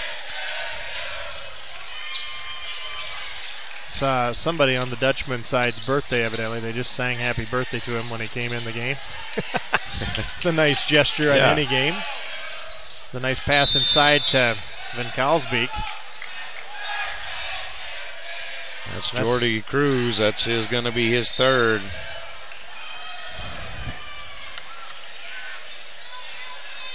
Yeah, I don't like to see three this early in the game for him, but that puts MOC at the line for bonus ready with 1:13 left in the first quarter. So Jesse Korselman to come in for Jordan. Coach Schilling exhorting Jordan to not commit those fouls that early. I think sometimes it's hard to help some of those fouls, but Jordan adds a spark out there that's hard to quantify. He sure does. That first free throw's up and good. And Kalsbeek hits the second one as well. So 19-8. Elliott McConnell game now. He makes half-court save. Dude, he's going to number. Gets it to McConnell. Back to Hayengay. The ball's stolen out of there by the Dutchman. They're just too many passing. There's a block of Hayengay. The shot is stovepiped back down to the free throw line, but he also made body contact. So David DeHaan shooting that was fouled. He'll be at the free throw line shooting two. 19-8 on the scoreboard, 50.9 seconds. DeHaan's first free throw rattles around and down. 20-8.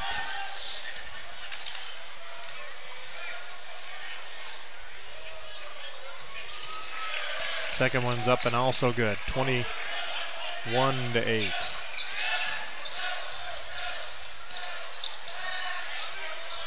Korselman now at the top of the key. Hayengay pulls up from 17, up no good. Oh, there's a pass that well thought out, but a little too high. DeHaan trying to hit a breaking fast break and just threw it over his teammate there. Out of bounds. They're really looking to push it. They've got a 13-point advantage here. Hayengay bringing it up for the Mustangs.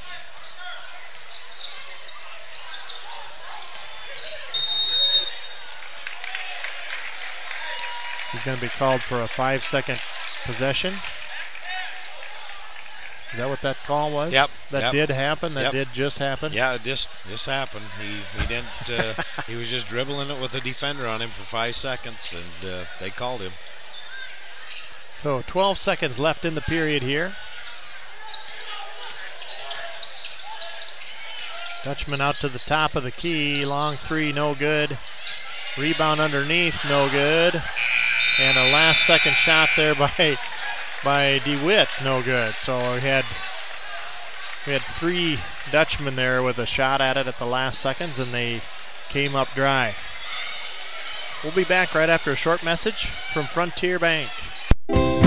Wondering where you'll find cash for holiday gifts? Bank locally and shop locally with help from Frontier Bank and Holiday Bucks. Apply today for your no-interest loan, then purchase your holiday gifts. Get a new washer and dryer, replace old tires on your vehicle, purchase gas cards, or pay off your doctor or dentist bills. Use your Holiday Bucks at any participating merchant in George, Little Rock, and Rock Rapids. See a loan officer for more details on a no-interest Holiday Bucks loan. One more way Frontier Bank and you help the community prosper. Member FDIC, Equal Housing Lender.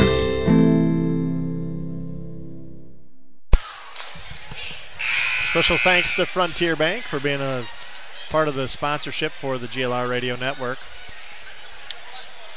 Well, 21-8 on the scoreboard. Dutchman kind of taking a walk through the park here in the first quarter. Mustangs were right with them, but then a couple of turnovers and a couple of quick baskets, and that changed the complexion of the first quarter quite a bit. Let's see if the Mustangs can make some adjustments to that. We're going to have Hayengay, Versteeg, Evan Voss, Jesse Korselman, and Jake Hilbrands. Oh, there's a trap right off the bat. That was well planned in the huddle there, the Dutchman. Versteeg now with the ball. Korselman. Jake Hilbrands down to the left baseline. Tanner Versteeg bringing it across the top of the key.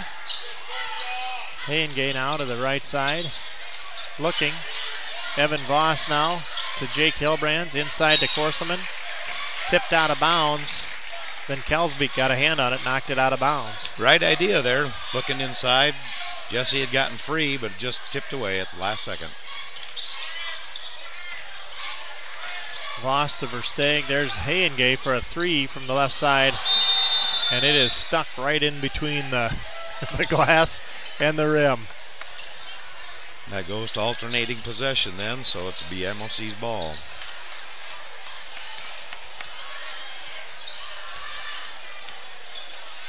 .7:15 on the clock. Dutchman working it around the horn. Top of the key now to the right side, DeHaan. Looking to find the back door. It's closed off. There's a nice slasher move there. Trey Achterhoff coming across the lane. Got 2 points.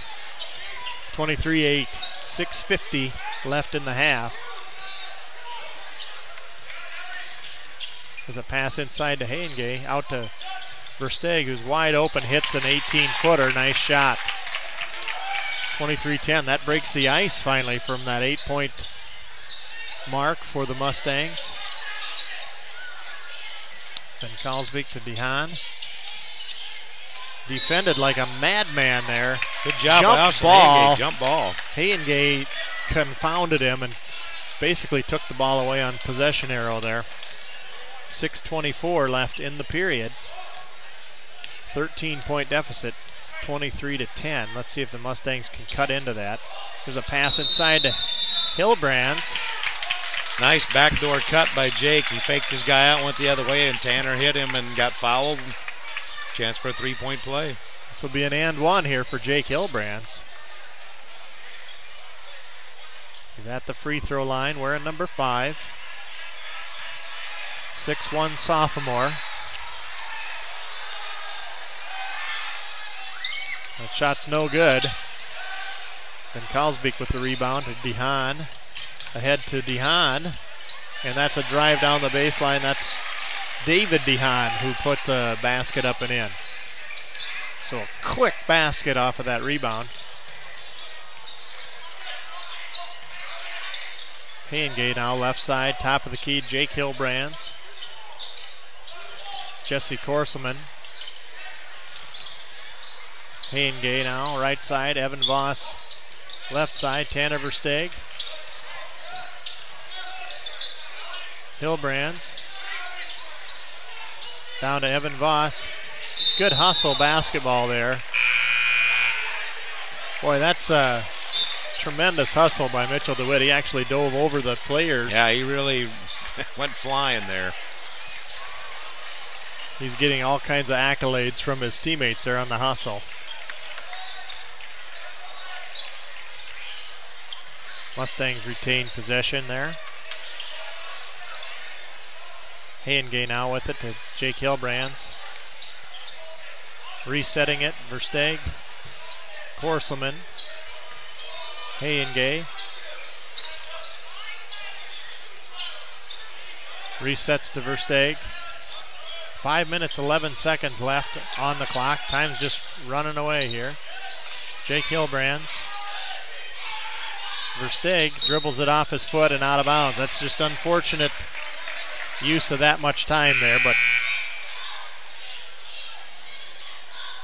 he kind of took that pass. The pass itself wasn't real easy to get, so it went off of his own foot out of bounds. It was only about the distance from me to you for that pass. That was tough. That was, and it was just a little low, and he tried to dribble and went right off his leg.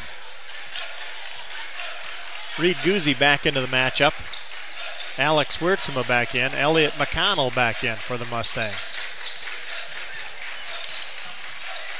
There's a nice move inside. That's Justin Van Kalsbeek. He's playing big down underneath there, and he took the ball inside and was fouled and made the basket. 27-12. 4:45 on the clock. Van Kalsbeek's free throw is up and good for the three-point play.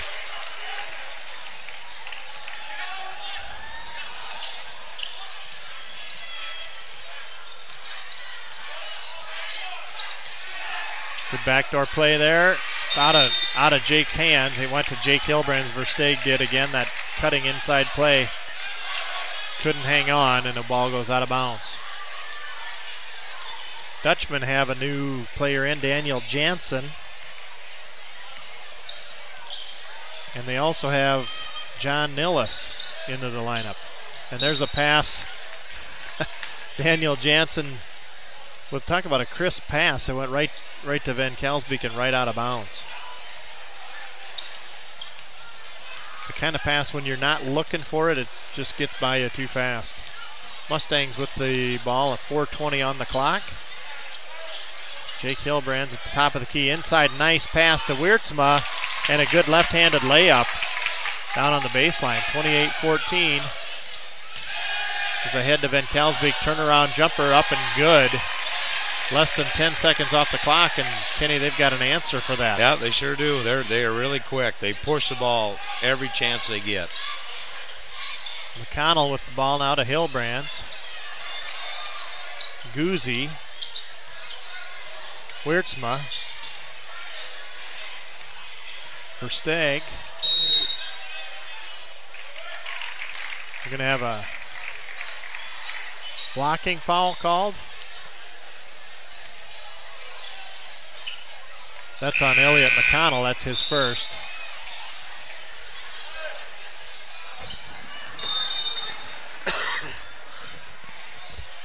We're going to have a timeout called, a 30-second timeout.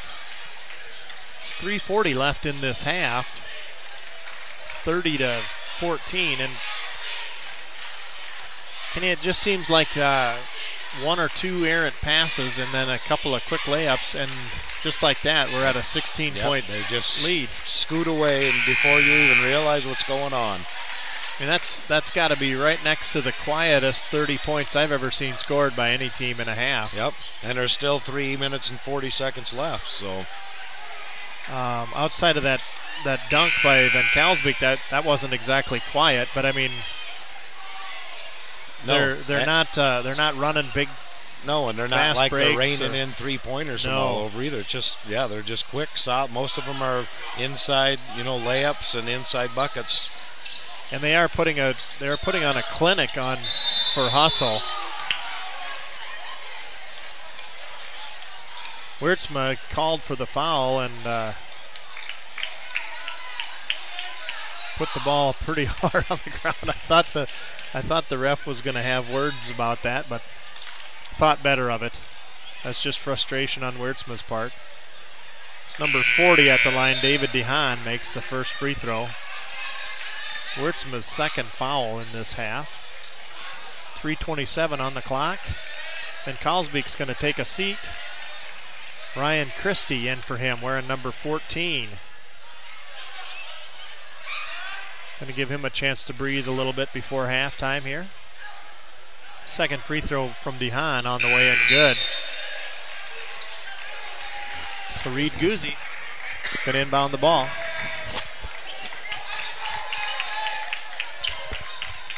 Now an 18-point deficit here.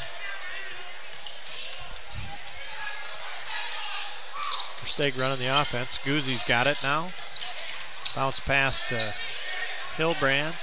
McConnell, top of the key. That's a wide open three. To me, sometimes we pass up some easy shots that I think you have to take. And see, now we turn the ball over. So there's quick hands there, and we're going to have nice job, Alex Wurtsma, to get back and establishes his position and gets the charge. DeWitt stole the ball away from him, and somehow Wurtsma got down there before him and just waited him out. Gonna have a charge called there on Mitchell DeWitt. And that's his third foul, Mitchell DeWitt. I believe they did negate that basket too. So it's a good defensive redemption there from Wurtsma. We're going to have a foul called on the play away from the basketball. It's on number 10, Trey Achterhoff. It's his second. Guzzi to McConnell to Versteeg. Back to McConnell. Wurtsma guarded by DeHaan.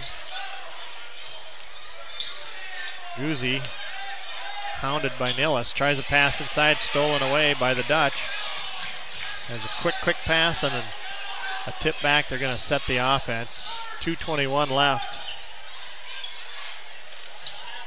It's Nilles on the left side down to number 14, Ryan Christie. Mustangs come out of there with the rebound, but we're going to have a foul called. Both teams in the bonus. McConnell will be at the line. Fouls on Trey Achterhoff, and that's his third foul. MOC has two players with 3 fouls. So let's see if McConnell can hit some free throws here.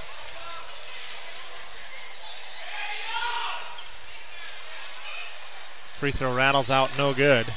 It's a 1-on-1, so the ball will go ahead now from Ryan Christie with a layup with a long overhead pass. He's down there to get it. And he converts. 34-14 now with 2 minutes left in the period. Jake Hilbrands to Versteeg. Tries a three, long three, and hits it. There's a quick play into Ben Kalsbeek. He's going to be fouled on the way to the basket. Shot was no good, or it probably would have counted. That foul is on Wurtsma. And that's his third, so that's our first player with 3 fouls. Then Kalsbeek hits the first free throw.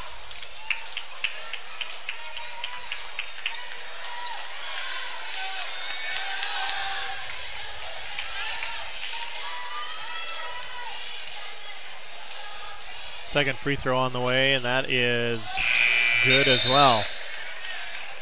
Evan Voss into the lineup to replace Wurtsma with 3 fouls. Minute 40 on the clock. Mustangs looking for answers, Kenny. Yeah, and they're just... Yeah, there's Ben Kalsbeek with another steal and another thunder dunk there in front of his own student section. 38-17. And that was just a sort of careless pass. Yeah, way too lackadaisical. We need to make nice, crisp passes. Jake Hilbrand's trying an answer from 3 on his own. That's no good. That rattles out. DeHaan's got it now. At least we got a shot off instead of turning the ball over. Well, Mitchell Van Ness committed a turnover there. Passing it back and forth with DeHaan. And I think he saw somebody flashing into that lane and kind of stutter step. Yeah, he just kind of.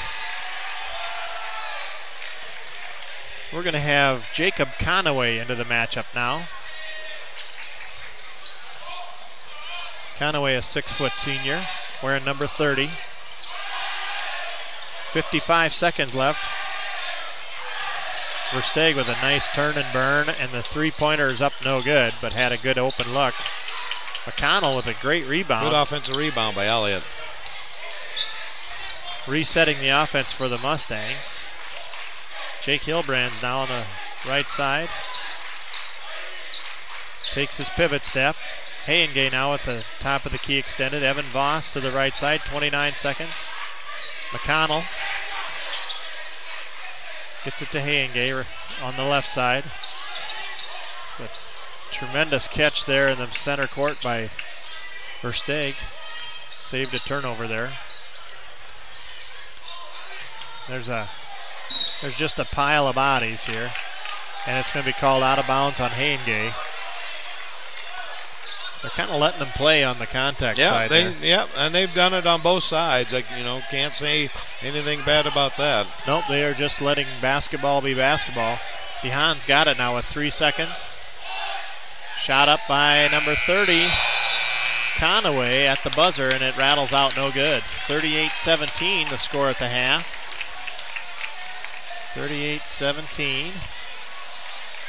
And that's Orange City basketball right there. MOC's got a good team of players, and they all are in the mix here. Yeah, and they execute well.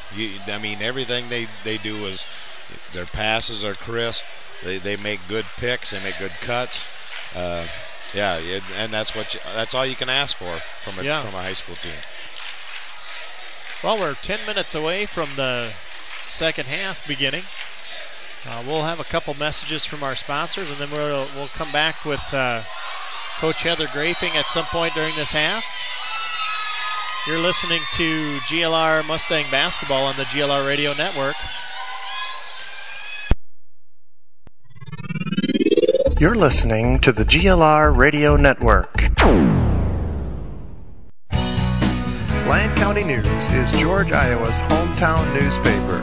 Each weekly edition provides local and area news, all the school news and happenings, the TV guide, classified and box ads, and the Total Stop grocery insert. And community events notification and coverage is included as well. To subscribe, advertise, or inquire, reach them at 475-3351. That's Lyon County News in George.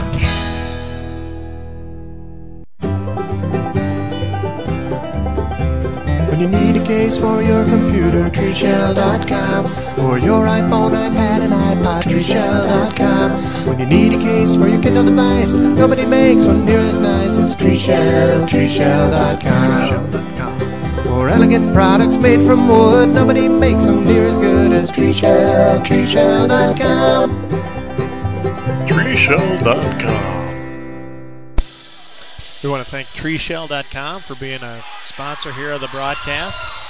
And if you need Christmas gift ideas and you know somebody with an iPhone or an iPad or a Kindle device, give them a look at treeshell.com. Just like it sounds, TREESHELL.com. Nice looking product. They have a great product, and there's a lot of great pictures on their website. You can find some of the most creative designs in iOS and Kindle cases. They're tremendous craftsmen over there, and I'd appreciate it if you'd give them a look on their website, treeshell.com. You'll be glad you did. In fact, you'll thank me later. Well, 7:45 left on the between half clock, and let's recap a little bit of the scoring here for the first half here. We go through the MOC Floyd Valley's got 38 points, and that's contributed by Trey Achterhoff with 2, Mulder with 4, Mitchell DeWitt with 4, and David DeHaan has got 10 points already in the first half. Justin Van Kalsbeek with 18 already in the first points. half. He has been a force to be reckoned with in his first half. He's been just a beast on the inside. And walk us through the GLR scores there. Jake Hilbrand's sophomore starting tonight, got 4 points. Tanner Versteeg got 7 points at halftime.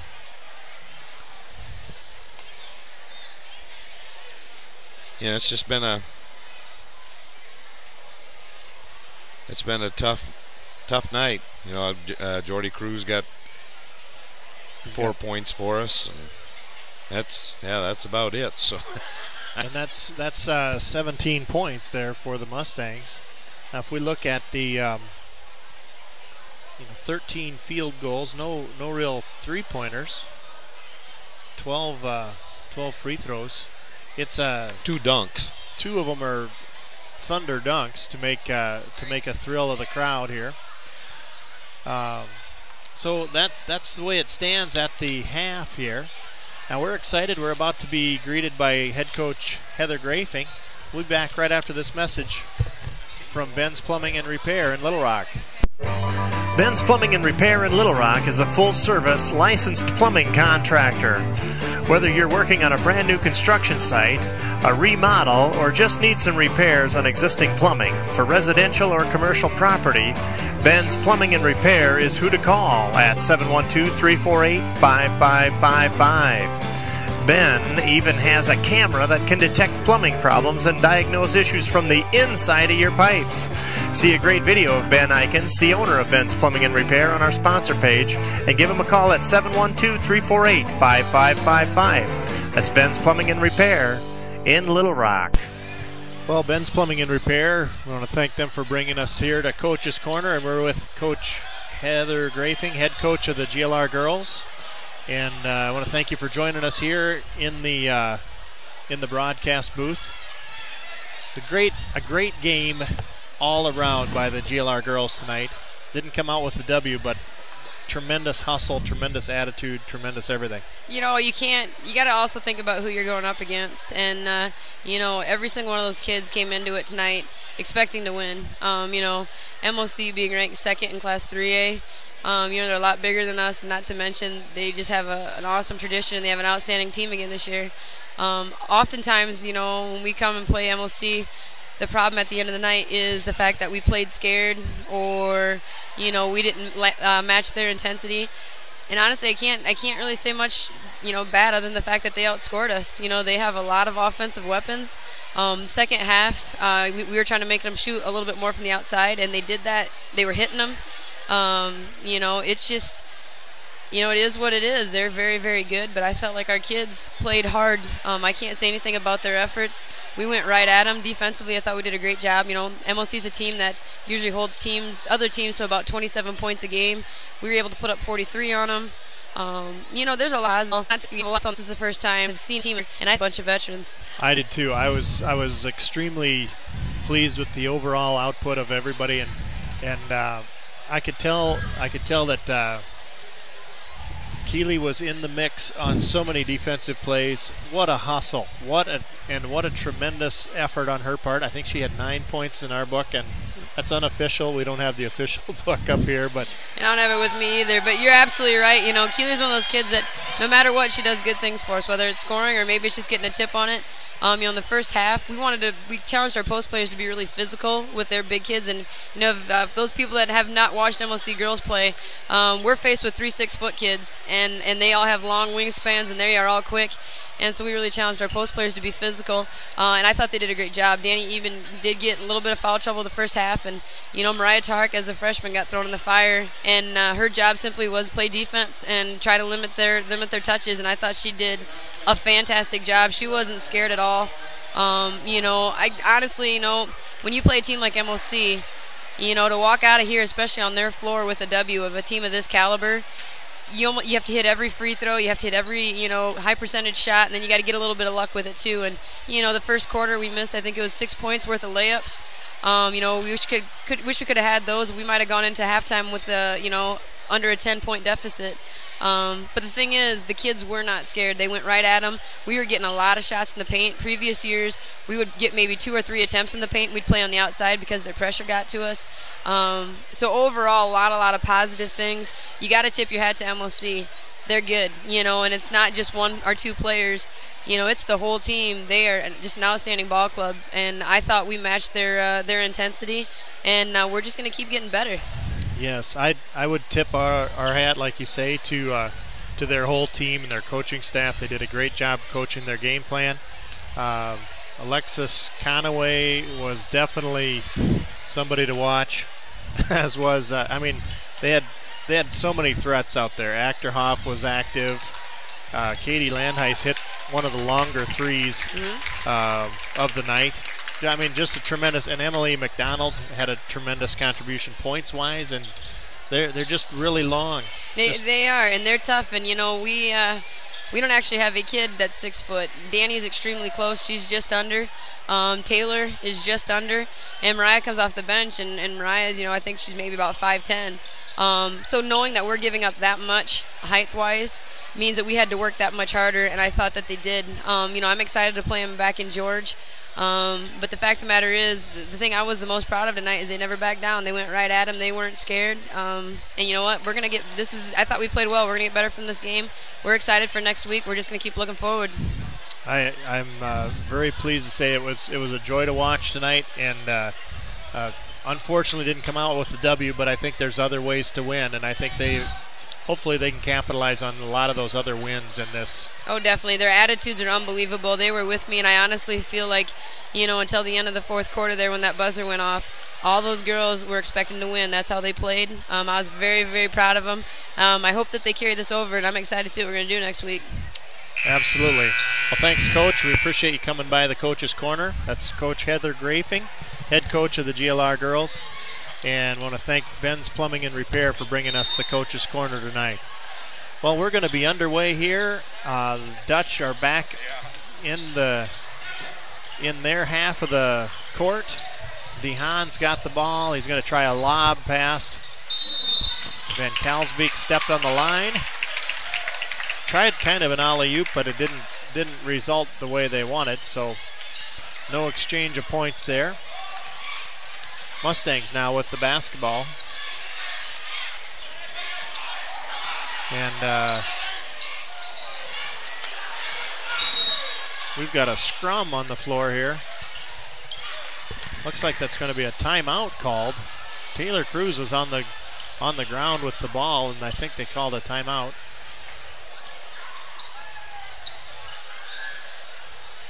It was actually kind of hard to tell what they were up to there, the way that all went down. Almost looked like rugby there for a second. Now, the only thing they didn't do is that kind of shoulder lock they do to kind of hold away the other players, and they pull the ball between their legs there. That's the only thing that they didn't do there. So Mustangs now with the ball under their own basket. Evan Voss to inbound the ball. When you hear the whistle, we'll be live. Versteeg. Oh, what a play. Behind the back to DeHaan. Alley-oops it to Van Kalsbeek. He took it off the glass to him. So we had number 40 with a save behind the back in to number 12, who alley-ooped it to Van Kalsbeek. Mustangs now called for an offensive foul.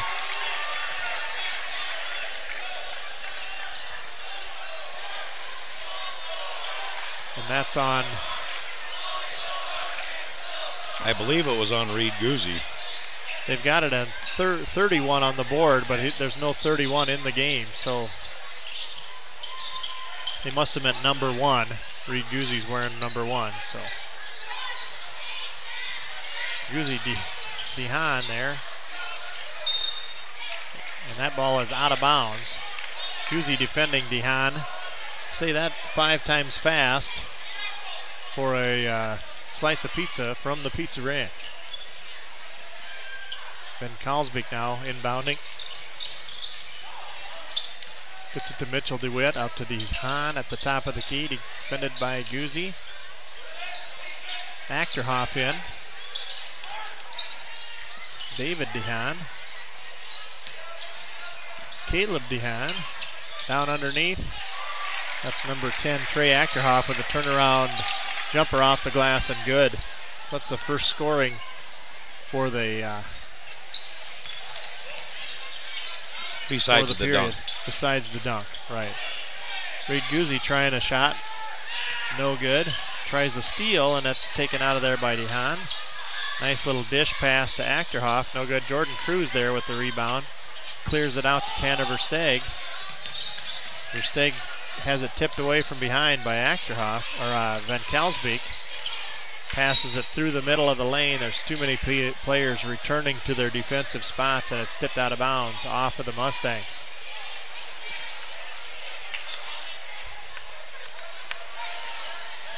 So David DeHaan inbounds to Caleb DeHaan. Achterhoff, left side drive, behind the back dribble. DeHaan, Achterhoff, Mitchell DeWitt. Caleb DeHaan, top of the key. Mitchell DeWitt. Jordan Cruz commits a foul, gives the thumbs up signal to the ref that he understood the foul was on him. That's going to be his 4th foul. That'll be his 4th, yep.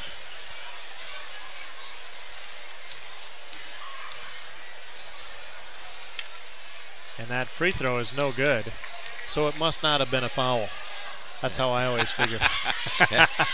That's a good way to put it. Mitchell DeWitt misses the first one, second one on the way, and that's good.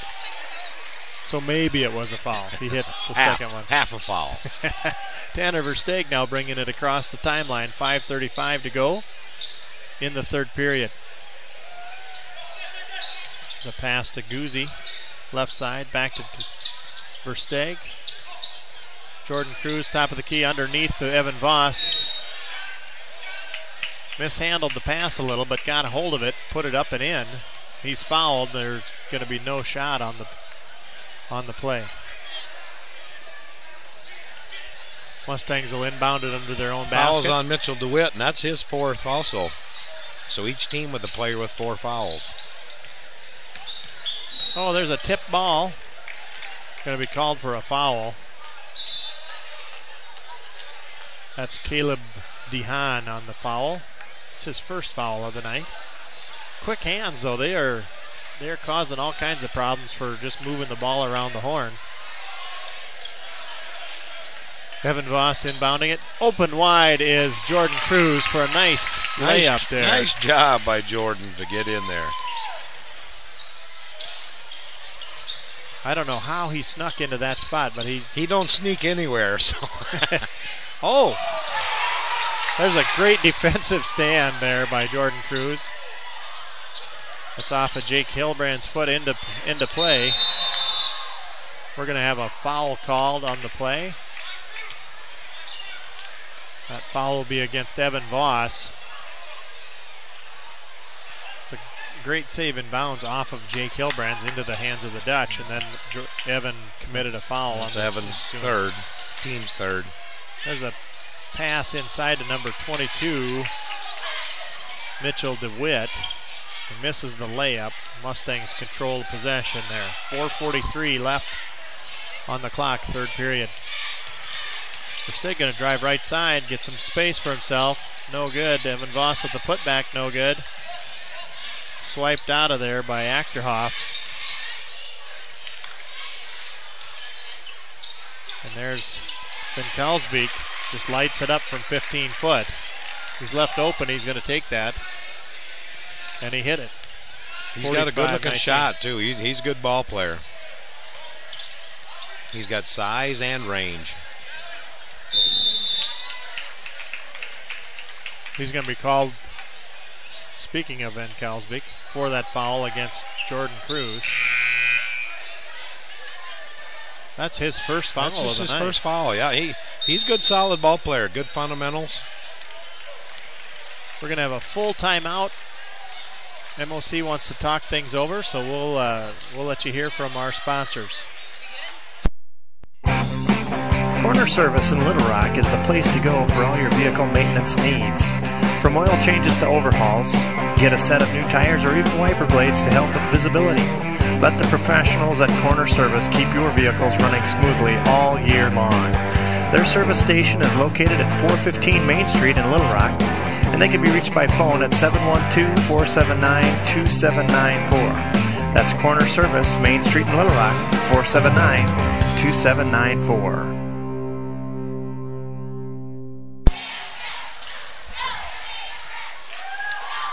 Well, we're back. 4:07 left on the clock. Craig Johnson alongside Kenny Schilling, and I want to thank you for being in the booth here tonight, Kenny.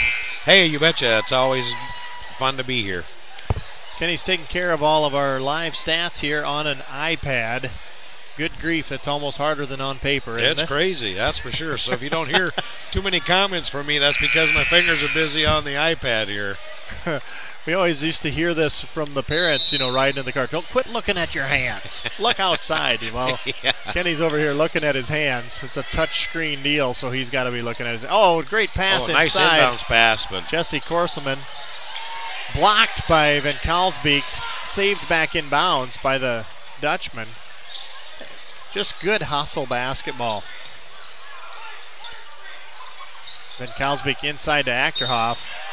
Fouled by Wiertzma and makes the left-handed layup. It's going to be Wiertzma's fourth foul if that was on him. Yes, indeed. Yep. So he's in the ball game for one series, and he's got another foul. Just the assignment he was given. Free throw on the way, no good.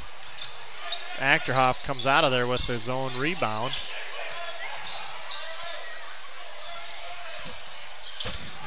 Behind Achterhoff, left side, three-pointer, 20-footer, and that's good. 50-19, 3.5 minutes left in the third period. And that's Wiertzma driving to the left. He's fouled at the free throw line.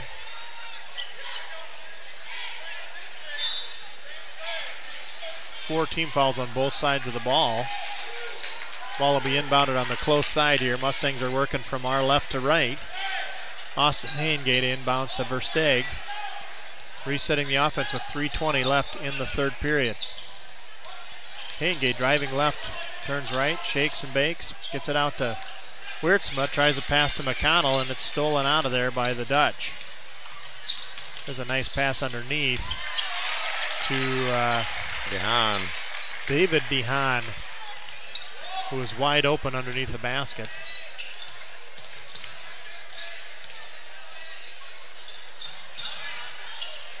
Mustangs running the offense now.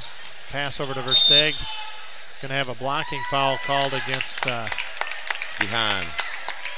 DeHaan again. David DeHaan is getting his name in the mention book here a lot. He's in a lot of these plays here. That's DeHaan's second foul. Hayengate underneath the Mustang basket. We're going to have a foul. Two players up into the stands trying to figure that one out. We've got Colby Clausen into the game here for the Mustangs. Colby, a 6'2 sophomore, getting some early minutes. Hayengate going to inbound the play now. Gets it into Colby, who turns and hits a layup. It's his first points of the game, 52-21. Right away ahead to Van Kalsbeek. In less than 2 seconds, Kenny, they're back on the board. Yep. That's just brutal. Brutal speed from the Dutchman. Versteeg gets it to Colby Clausen. He ends up on the floor. Going to have a blocking foul called. That's on number 40, David DeHaan. So Colby Clausen going to be at the free throw line here, shooting a one-on-one. MOC has got 7 team fouls, so for the rest of the ball game, any foul is going to result in free throws for the Mustangs. That first free throw is no good. It's tipped around and controlled by the Dutchman. Caleb DeHaan bringing it out quickly. Achterhoff and Kalsbeek. Offensive foul called against David DeHaan. So that's 3 quick fouls on DeHaan. Probably less than the sum of 3 minutes on the clock. I believe it was a 3-second violation. Oh, is that what it was? Yep. Okay. That makes more sense probably, actually. Colby Clausen now to Hayengay. We're gonna have, we've got a foul called here. Fouls on Wiertzma. That's his 5th foul.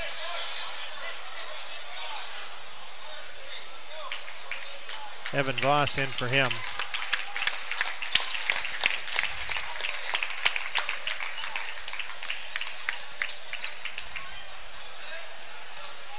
So kind of a quiet 5 fouls there from Wiertzma.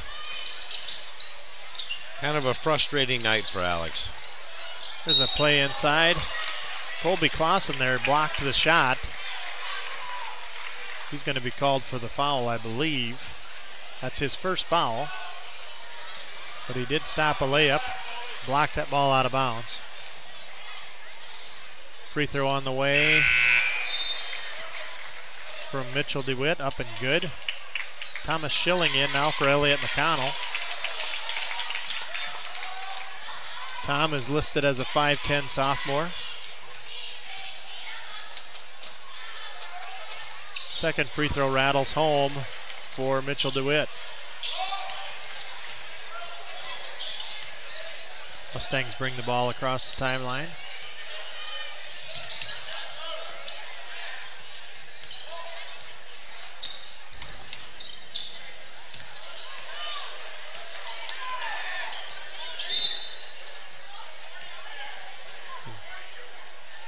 Head coach Kurt Schilling wants a 30-second timeout. He's talking things over with the team. We've got 1:27 left on the clock. We'll keep it right here. 56-21 is the score.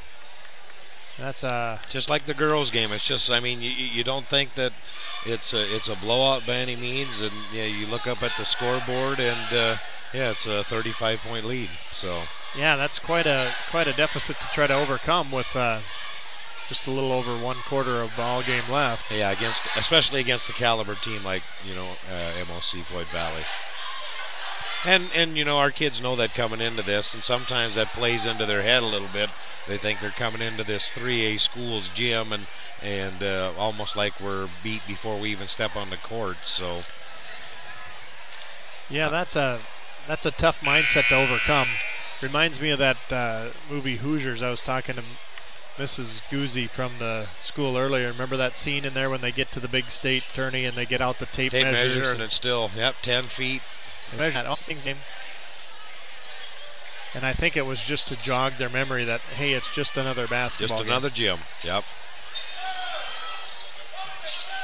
Well, Mustangs have a active, youthful lineup on the floor. Tanner Versteeg out of Tom Schilling, tries a 3 from the right side. Did not fall. Evan Voss there with a rebound. Gets it back out to Versteeg. Drives it into free throw line extended. Hits that 14-footer. That's up and good. 56-23. 1:05 left on the third quarter clock. Caleb DeHaan now. David DeHaan. Mitchell DeWitt. Inside to Achterhoff. Layup good.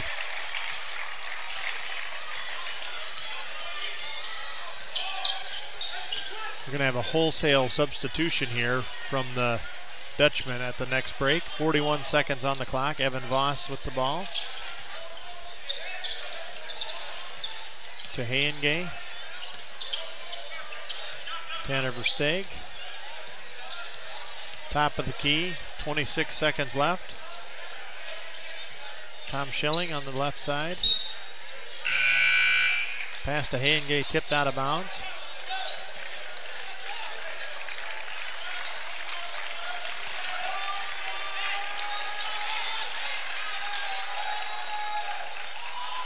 The clock's still running. The ball's out of bounds. That's interesting.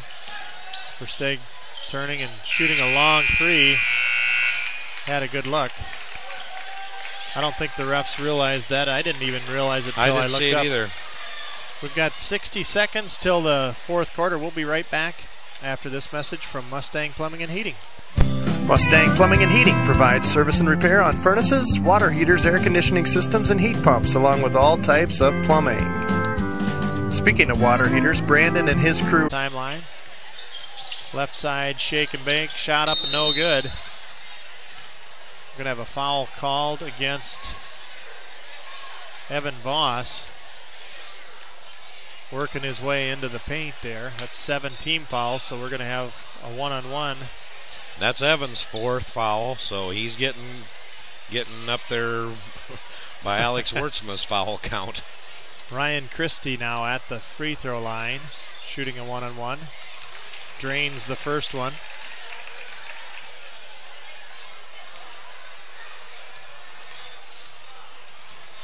Got kind of a high arching free throw, and nice looking free throw. Drains the second one as well. 60-23 now.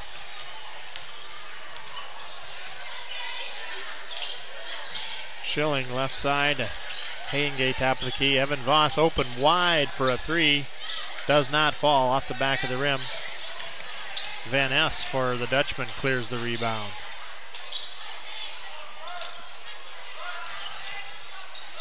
Nilles. Left side, top of the key to Mitchell Van Ness. Inside to number 20, Keegan Mulder, for a left-handed layup, up and good.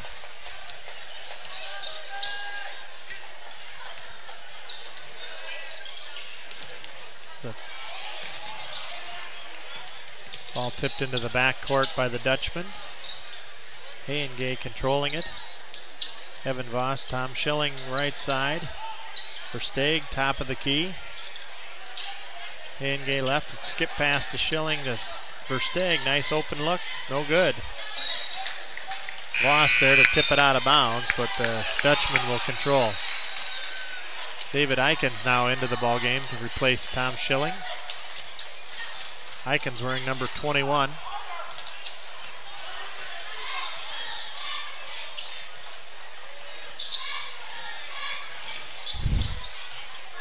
Dutchman working around the horn to the right side.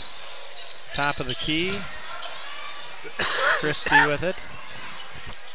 Oh, and that's tipped. Nice job by David Eikens, get his hand up. Tipped it out of bounds. Daniel Jansen in the match for the Dutchman, wearing number 24. Ryan Christie inbounding the ball. Well defended there. Evan Voss held him up for 5 seconds, so it'll be Mustang basketball. Nice job. It's an encouraging sign of defense there from the Mustangs.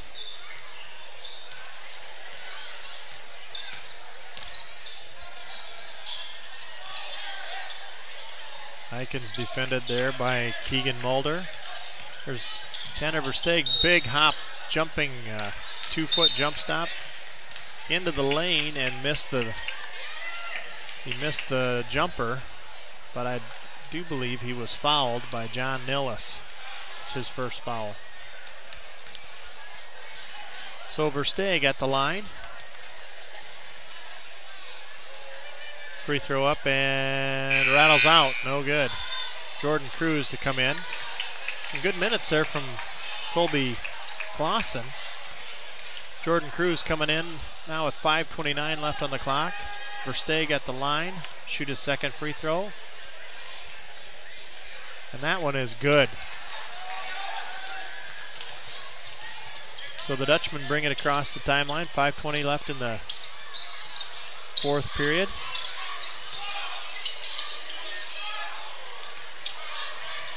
Nilles to Christie. Bounce pass to Keegan Mulder over to the right side. John Nilles driving left, turns right, and got himself an open look at a bank shot there from about 12 foot. Hits it home. Well, that was a shot by Evan Voss that missed, and Hayengay was there with the putback. and was fouled during the putback. Shot did not fall, but he will shoot free throws. So this is Hayengay at the line. Free throw is up and good. Jake Hilbrand's going to come in now for Evan Voss. Second free throw now from Hayengay. That's no good. Jordan Cruz in on the rebound. Controlled out of there by Nilles for the Dutch.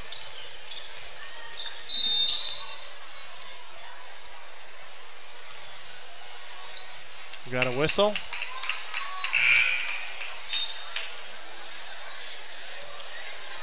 It's a foul on Mitchell Van Ness.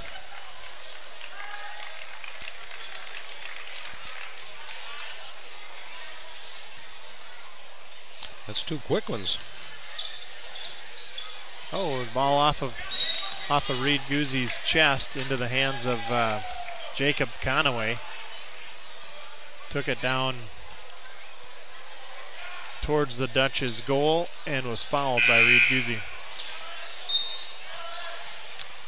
And we're going to have Taylor Cruz into the matchup wearing number 40.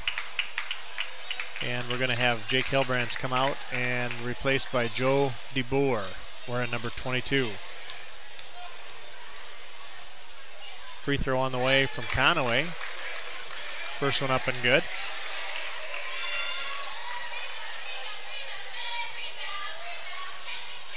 Second one's up and good as well. So two free throws in the books for Jacob Conaway.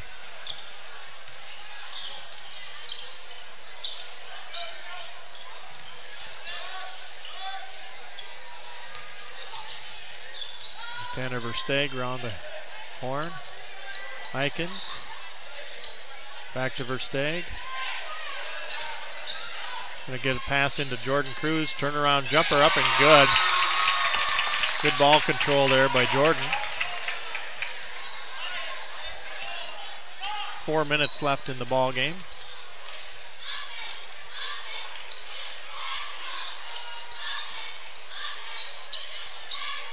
Conaway to Van Ness, to Christie. Nice backdoor move there by Nilles. Got an open layup. Tanner Versteeg fell down there on defense, and Nilles was left open for the jumper. Cruz now, Taylor Cruz with it. Gets it to Tanner Versteeg, who's in the ball game. Drives into the middle of the lane. It's a nice 8-foot jumper there. Hits that. 68-29. 3:15 left in the ball game.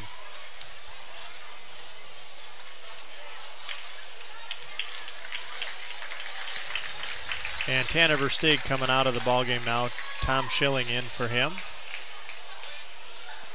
3:15 left in the matchup.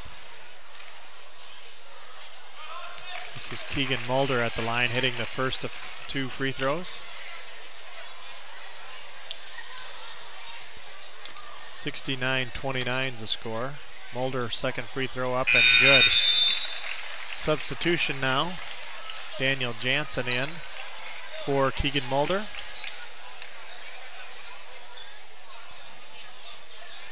And we've got number 44 into the matchup. I don't have him on the agenda here, so I'm not sure who that is. I have him down as Michael Tuttle. Michael Tuttle got the rebound there, took it away from Jordan Cruz. Conaway's got it now, bringing it across the line.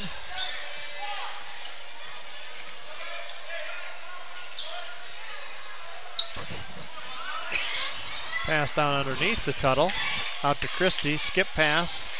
Cross to number 4, three-pointer up, no good. Rebounded by Tom Schilling.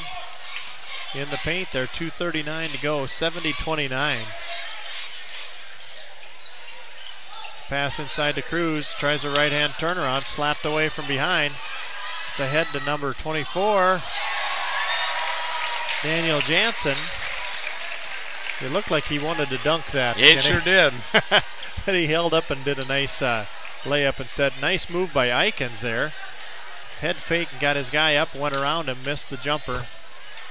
definitely the right idea. And that shot is no good. Clean block there, clean as clock. Tom Schilling on the block. Out of bounds off of the Mustangs.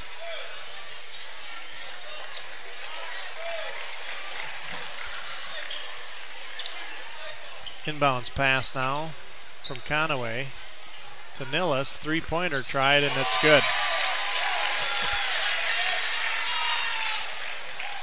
75-29, and $1:35 on the clock. Eikens, right side, drives it into the paint, gets it over to Schilling, over to Jordan Cruz, tries a long jumper. No good. Nillis comes out of there with it, gets it to Conaway. There's a pass down underneath. Jordan Cruz defends it well, takes the rebound out of there. Tom Schilling brings it up across the timeline. That's Joe DeBoer.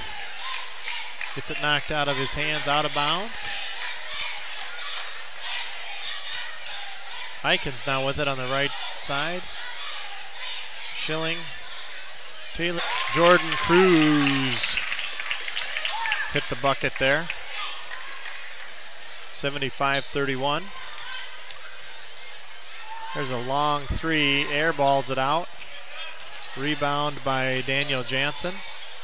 Gets it to Nillis, back to Jansen. Driving against Jordan Cruz. Jordan stopped him dead in his tracks, but I think that's his last foul, I think. Yep. He joins Alex on the bench with 5. That's 5 fouls. A well played game. We're going to have Colby Clausen come in for him. Jordan receiving high fives all the way from his team. That free throw up by Daniel Jansen is good.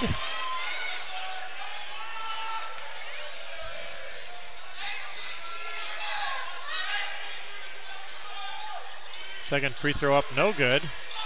Rebound by Eikens. Brings it up with 18 seconds left. Nice pass to Colby Clausen. Fouled. He's fouled down on the block there, so he's going right to the line.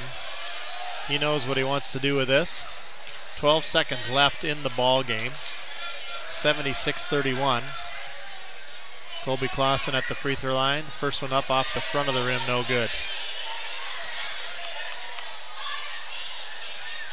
Colby Clausen, number 45. Second free throw on the way, no good. Eikens with the rebound. Gets the shot up, blocked. Second and third effort, no good. 5 seconds left.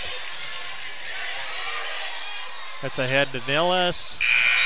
Three-pointer at the buzzer, no good. So our final score, 76-31. And that's a tough match for anybody. Yeah, tonight. And it's it was just kind of a mirror image of the girls' game. They just kind of slowly, they just pull away. They do everything so well and smooth, and you don't even really notice it happening until you look up at the scoreboard, and it's like crazy. Yeah, they had 38 points in the first half and another 38 in the second half. That's consistency. Just kind of a quiet 76, not in a negative sort of way. Not taking anything away from the Dutchmen. They played a tremendous ball game tonight, but they were just straightforward, kind of in your face. And we're young. We talked about it before that we graduated a lot of kids last year, and the coach started a couple different kids tonight, and I think he's still trying to find that if he can get that chemistry figured out, and long as we have it figured out by tournament time, that's all that matters. Yeah. So good matchups tonight. We're glad to have brought you this doubleheader. We're going to thank our sponsors. We'll be back for a final recap here on the GLR Radio Network. On behalf of the GLR Radio Network, I'd like to personally thank each of the sponsors of this radio broadcast for their assistance in bringing these games to you.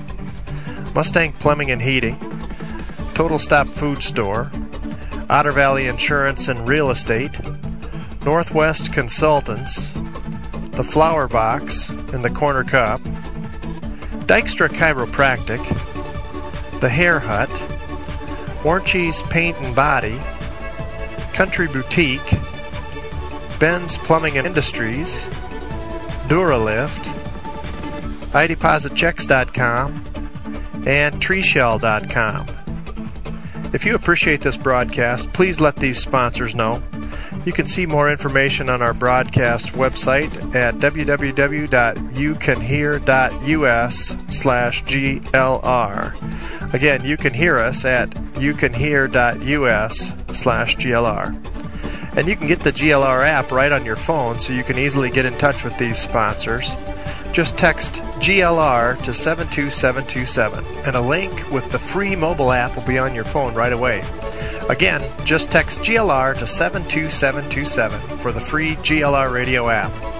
Thanks also to the George Little Rock School for the opportunity to be the voice of the Mustangs and to bring this broadcast to you. Thanks again, and thanks for listening.